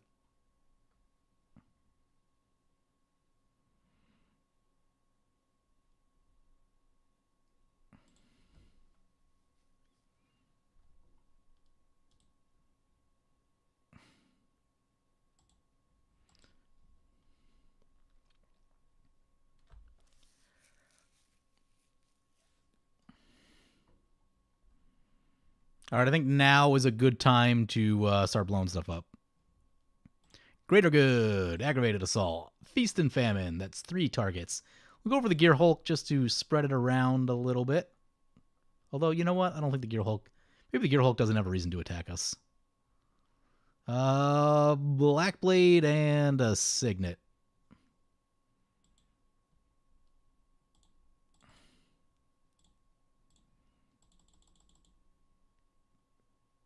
Helios Intervention, X5. This card is so good.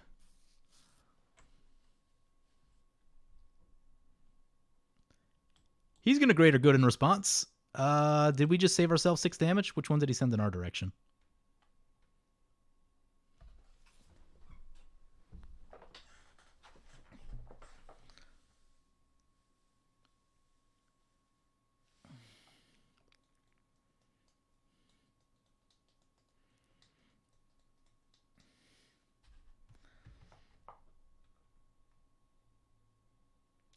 Random question. If one of your commanders is an angel and you have 7 other angels in the deck, is the new angel cost reduction creature worth it? If your commander is, it definitely can be.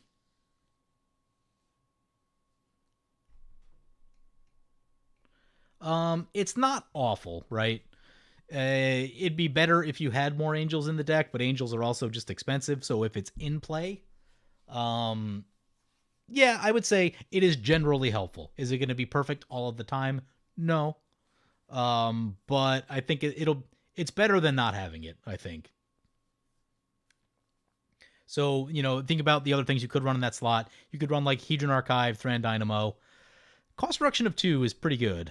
So I'd probably run it if the commander is an angel. If the commander is not an angel, I probably wouldn't, but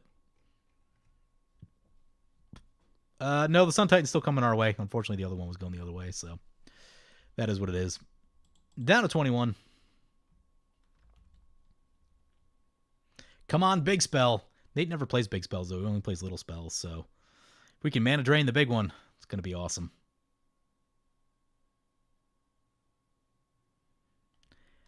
Obsidat, huh? Is Obsidat's not worth a mana drain.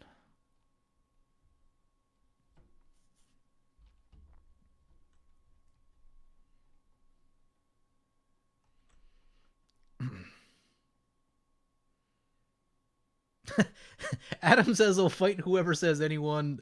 He'll fight anyone who says their barbecue is better than Texas barbecue.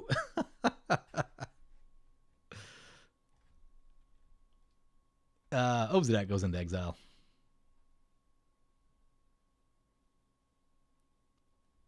Nate discarding to hand size.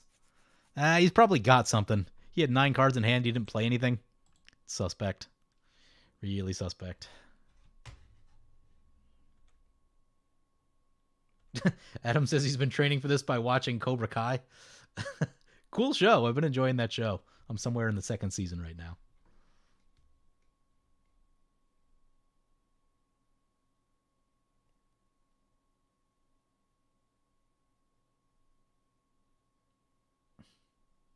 City Skylines, brutal game. Never played it. Don't know much about it.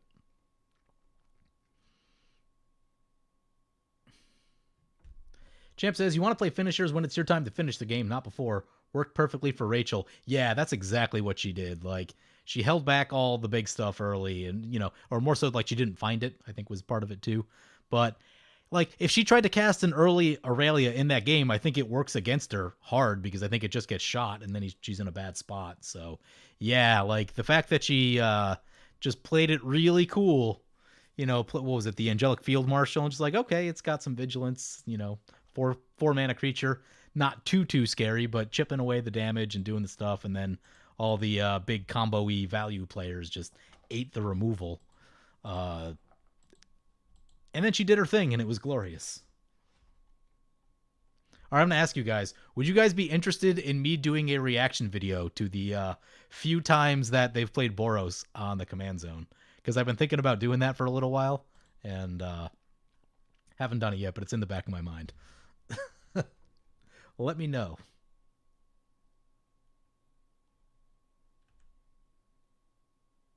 Your Goreclaw is pretty budget, but it still stomps pretty hard. Yeah, Goreclaw is so good. Cost reduction is very good, so when you asked about the Angel cost reducer, my mind goes to Goreclaw. Everything I've seen about Goreclaw says cost reduction of 2 is really strong.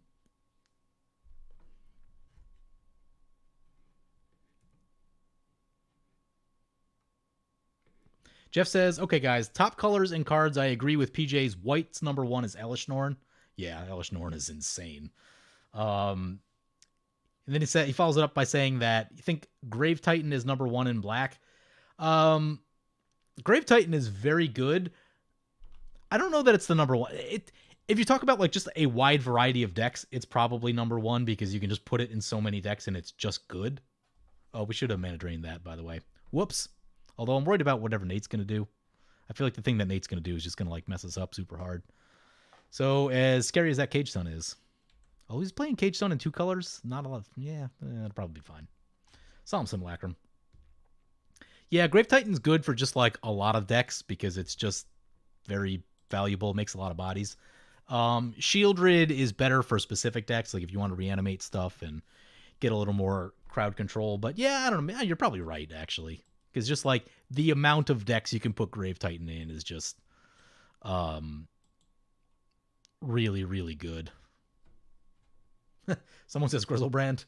Grizzlebrand for EDH, but agree with Grave Titan. Yeah, Grizzlebrand's insane. What a ridiculous Magic card. I'm sad I thought about building that deck. I'm like, oh, this looks kind of cool. 8 years ago or whatever that was. And I never built it before they banned it. Because I had the big Grizzlebrand that they handed out as the promos during like pre-release or something like that. And I just never didn't do it in time. Wasn't playing enough Commander at that point. Opponent swings into Nate, and the Trove Tracker dies, so they draw a card.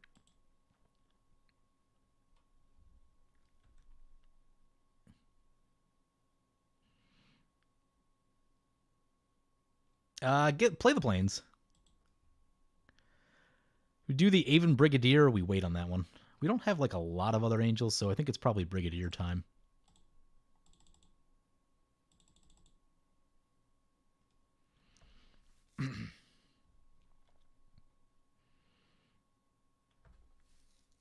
Did I say angels? I meant birds. Been playing a lot of angels lately. Kindred Discovery triggers.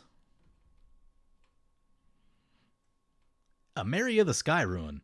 4 planes. We've got creatures engraved, so yeah, if we can get that going. Let's play the Sword of the Animist.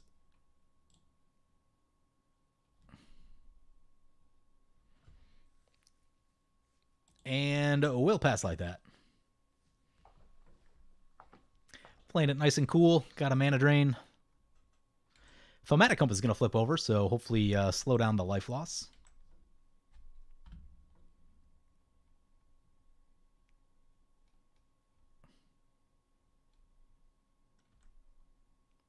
We got one for the reaction video, 2 for the reaction video.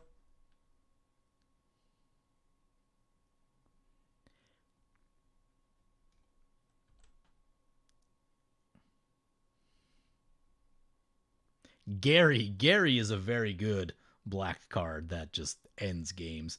Again, you have to be built around it a little bit. You have to have some reanimatory stuff going on, but if you're in black, it's not that hard to do. There are a lot of options. According to several channels, Grave Titan is overrated. Yeah, I saw that. It seemed to work very good when I played Grave Titan in my overrated cards tribal deck.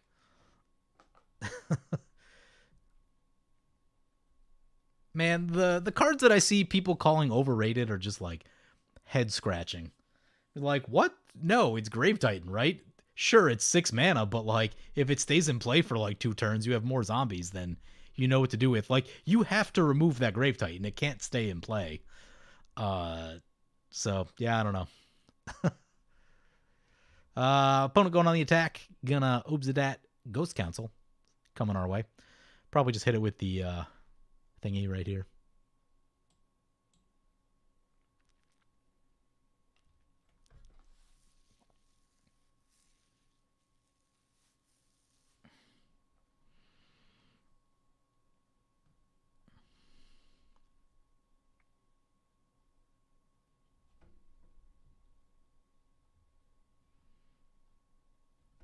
Red's gotten a Heb or Dockside. Terror of the Peaks is also cool. I'd probably say Dockside just because of its like CEDH. Dockside's insane, right? Just any deck can do wild things with it. Speaking of wild things, there's an Azusa.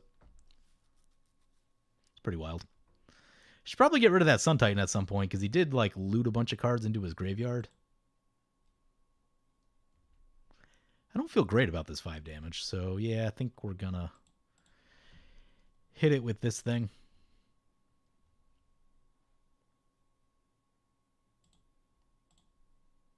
Untap it.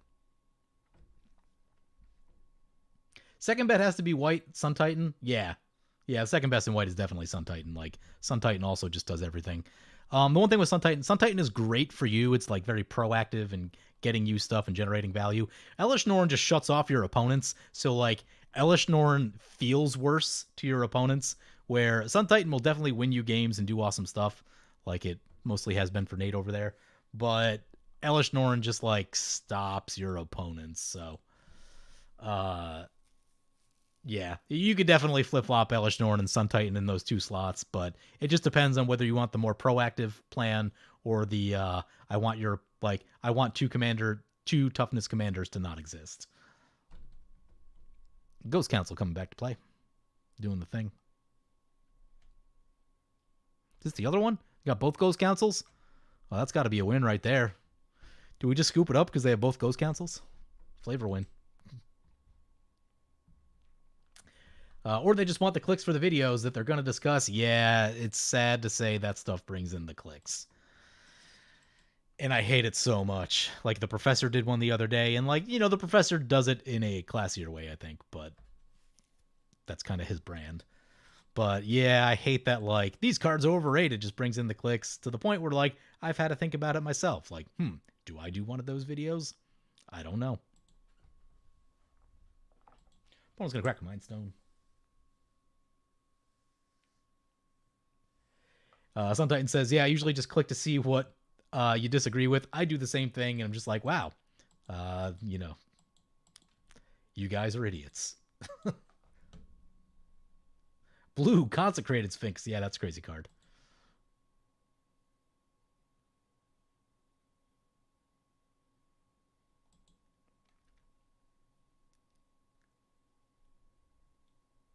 Yeah, the professor has a really good brand that I like. I don't think he brings controversy. I don't think he creates controversies unnecessarily, which I think is a very reputable thing. That's a God Pharaoh statue. Absolutely not. That's where the mana drain's going.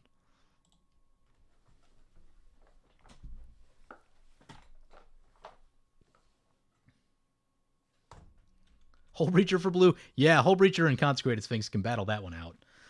You like 3 mana or do you like 6? Both are crazy, though. You said anytime a content creator like that makes a video about overrated cards, you immediately chalk it up to hot garbage that should be ignored. Yeah. Yeah, I mean, so the reality is, like, cards are tools. Certain tools are more useful for certain decks than other tools. I had a long debate on Twitter with someone about how cards are bad in decks where they are bad. I'm like, okay, yeah, that's kind of intuitive, but yet we have had to argue about it for several hours. that card is still good in a deck where it's good, though, right? That card happened to be Fire and Ice, which is very good when you have Double Strike. It's less good when you don't have Double Strike, but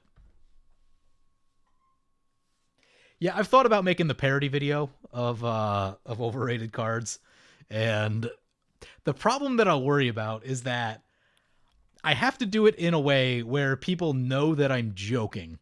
Otherwise, because I can envision the comments now that people are gonna think I'm serious, and it's I don't know. So yeah, I've thought about doing that video. Maybe it'll happen. Maybe it won't. I have to like not. I have to make it so it's not too pointed at some people. Um, that's a thing too. So I don't know. We'll see what happens. I've definitely thought about it though.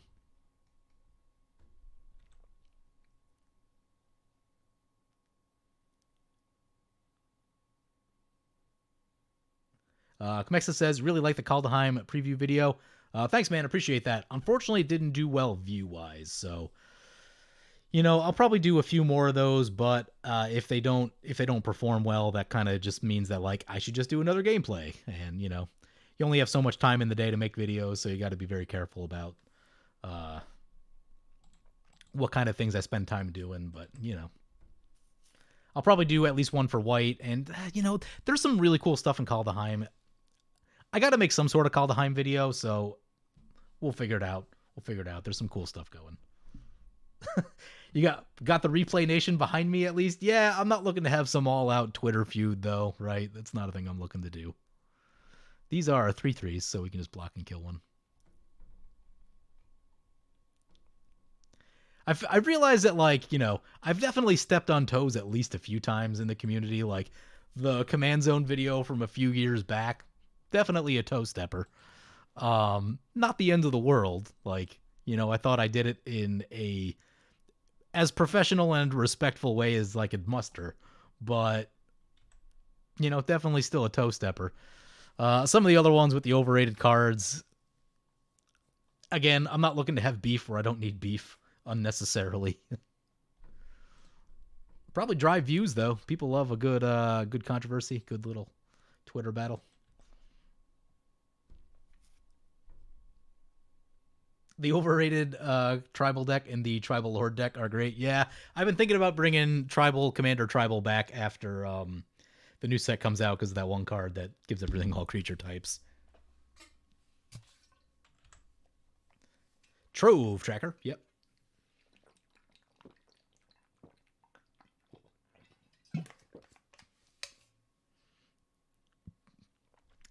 Sun Titan says, that's why I respect you. You're not afraid to take a stand on your viewpoints and play the way you want to play. Yeah.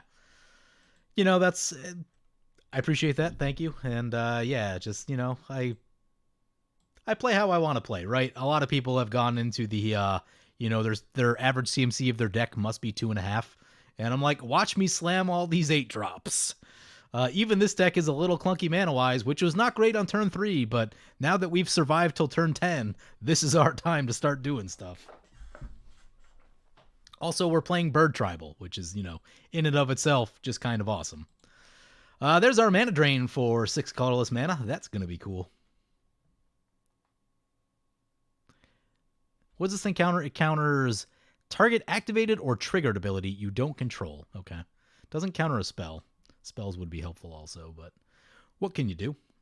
Let's get this Emeria into play.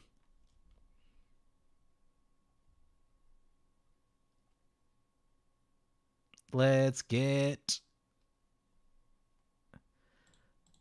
Kangi.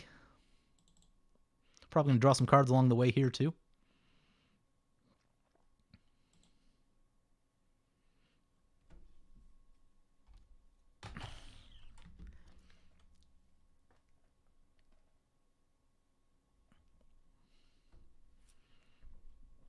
Waiting for that to resolve. You like to eat beef? Well, I'm a vegetarian, and I ain't scared of him. You guys remember that song? There's a land. Not helpful. Are we casting Kanga? Are we casting Kykar? What are we doing?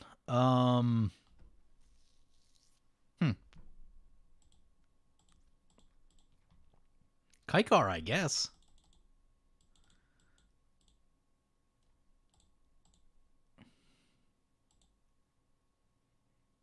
That's the end of our blue mana, though, so we can't Nimble Obstructionist. How do I feel about that? Not amazing, but I guess we're doing it.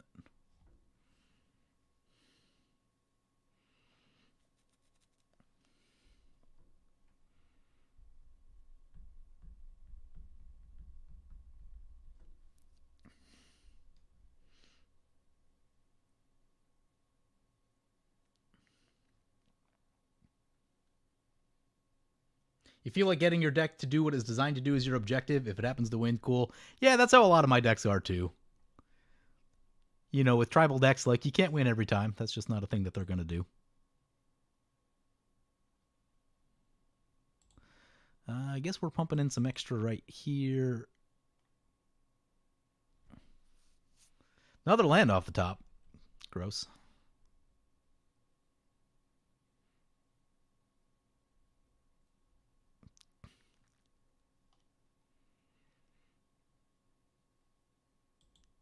I guess we can flash the Nimble Obstructionist if we give up on the Spire. No, we still don't have blue.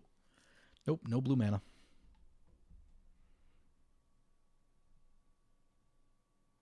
We're going to poke into Nate. Seems like he's getting scary. Kindred Discovery, Sword of the Animist. Tough call. We kind of need more blue mana, but we also want to work towards a Maria, which we now have in play. Ooh. Use a Sword of the Animist. I guess get the Plains? Let's get the island. Going for the island. We're still on 4. It's going to be a couple turns before we can do that, but... There's an Ishai. Ishai's cool.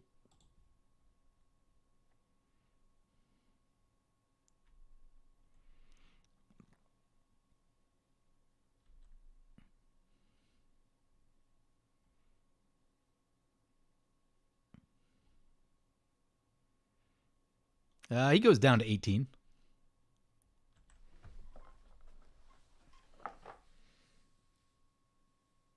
Magic isn't about winning. It's about the cards you draw along the way.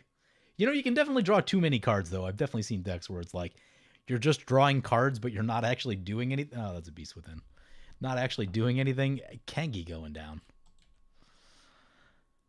Yeah, next step is going to be to at least we get a Beast. Beast's block. It's helpful.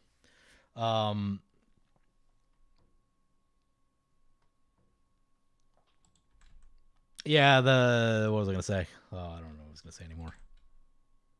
Yeah. So even like with Boros now, because Boros decks draw so much, it does change your decision making when you're playing them. Like I noticed with Aurelia, I spend a lot of mana activating Tome of Legends, which in the past was mana doing other stuff, just like equipping more swords and things. So you kind of got to balance out that card draw with, you know, actually doing stuff that matters on the board. Opponent gonna hit us with the Ghost Council. Not ideal.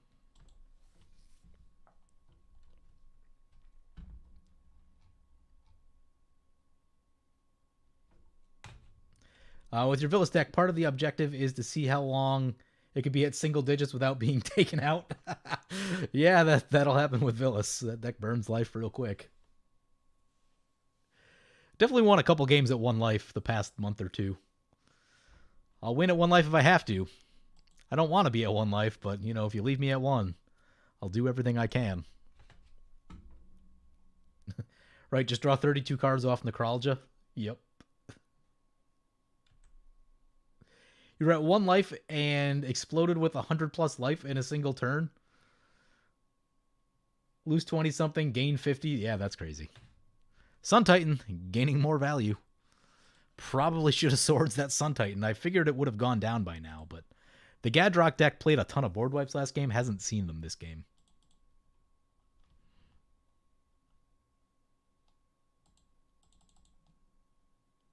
That's an Eternal Witness. That's so bad. Eternal Witness. We're going to Nimble Obstruction. It's that. I'm not losing to this Eternal Witness.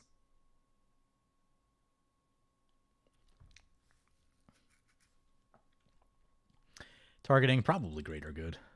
Targeting, that's part of the combo. Yeah. No, that's not happening. That is not happening. Flash in the Nimble Obstructionist. No, we still don't have blue. Oh, God. Oh, we can stop it.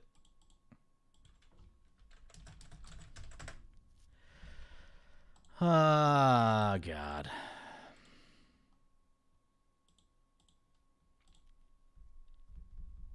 Yeah, the color's biting us.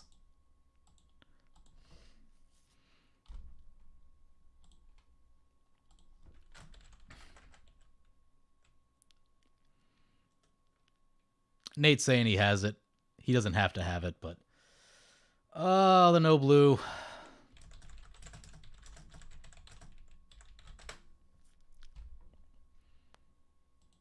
Yeah, I don't think we drew a single fetch land this game.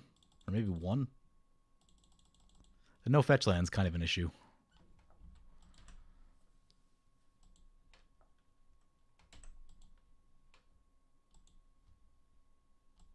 Yeah, also no graveyard removal against Nate. That's always going to be a losing proposition. Yeah, this deck has been kind of slow. I don't know. We didn't draw like the right half of the deck. We didn't get the cost reduction, didn't get the land stuff. Definitely need to tinker with it. Bring down the CMC just a little bit. Maybe get a little more ramp going. Although it's got like 12 or 13 ramp cards, but oh, we just lose. Yeah, that's fine. That's fine. We've been at this a while. Bird deck needs work. Not the day for the Freedom Birds, I guess.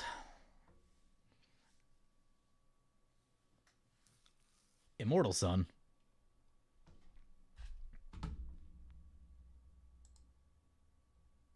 Yeah, nothing more painful than seeing the Adar card waste in hand, the Emeria in play tapped. Yeah. Yeah, if I held the Emeria, I think, then could have stopped all that. It's unfortunate. Just wanted the true conviction, some birds. Forceful Denial on the Immortal Sun. That's not the one they want to counter, though. As good as that is, it's the Ugins that's gonna finish them up. Cloudkins here.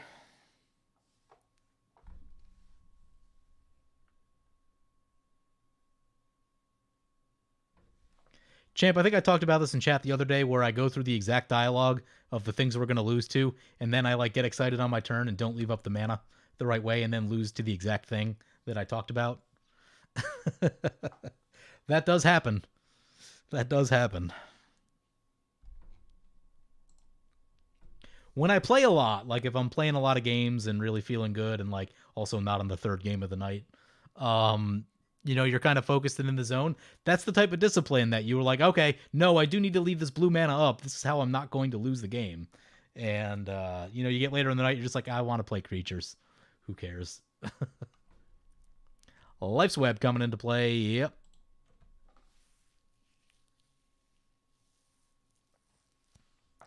Yeah, it's a fun deck. We can make it a little bit better. Take a peek at it. Basically, like, cut 1/5-drop and then add, like, Land Tax, Tithe, Gift of Estates, that type of thing. It's going to help a lot. Maybe cut a 4-drop. Cut a 4-drop and a 5-drop. Add stuff 1 and 2 mana to kind of get you through the early game a little bit better. It's going to go a long way with this deck.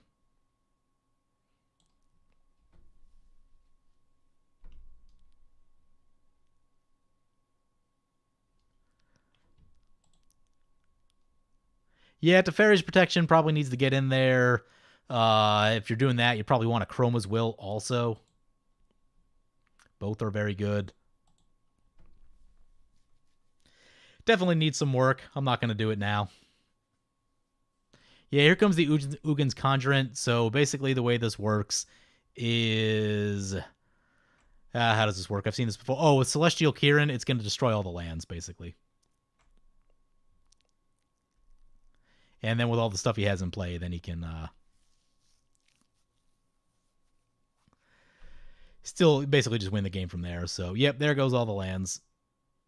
And, part of this was like Grave Titan, or not Grave Titan, Sun Titan and Greater Good were the two things that kind of got us, because then he just fills his graveyard up and he pulls everything out with Sun Titan.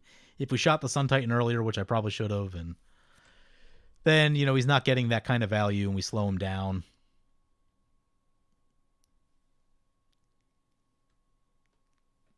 All preventable. All very, very preventable. Mystic Remora, definitely a possibility. The C20 free spells, yeah. Like I said, I put this thing together pretty quickly. Just kind of like, got about 24 birds. Got some ramp, got some other stuff. It's the last 12 or so spells, like the removal spells. How do you want to work those? Because every counter spell you add is like one less piece of like spot removal or permanent removal. Yeah, not a great day for the birds. It'll be fine.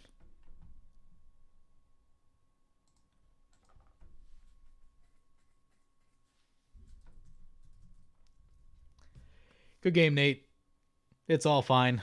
I've been streaming for a while. I'm getting ready for dinner, so we'll start wrapping it up there. But yeah, I want to thank you guys for joining today. It's been awesome. If you like what I do, obviously feel free to make sure you subscribe to the channel, ring the bell icon for videos. Gonna have a deck tech for some Black White Angel Reanimator coming out as the next video. Got a few random gameplays filmed also that'll be coming out soon. Probably do a few more Kaldheim things, and I don't know, we'll figure out the rest. But yeah, I hope you guys have a good night. Thank you for coming, and we'll see you guys again probably Friday. I think I'm going to stream again on Friday, so we'll see you then.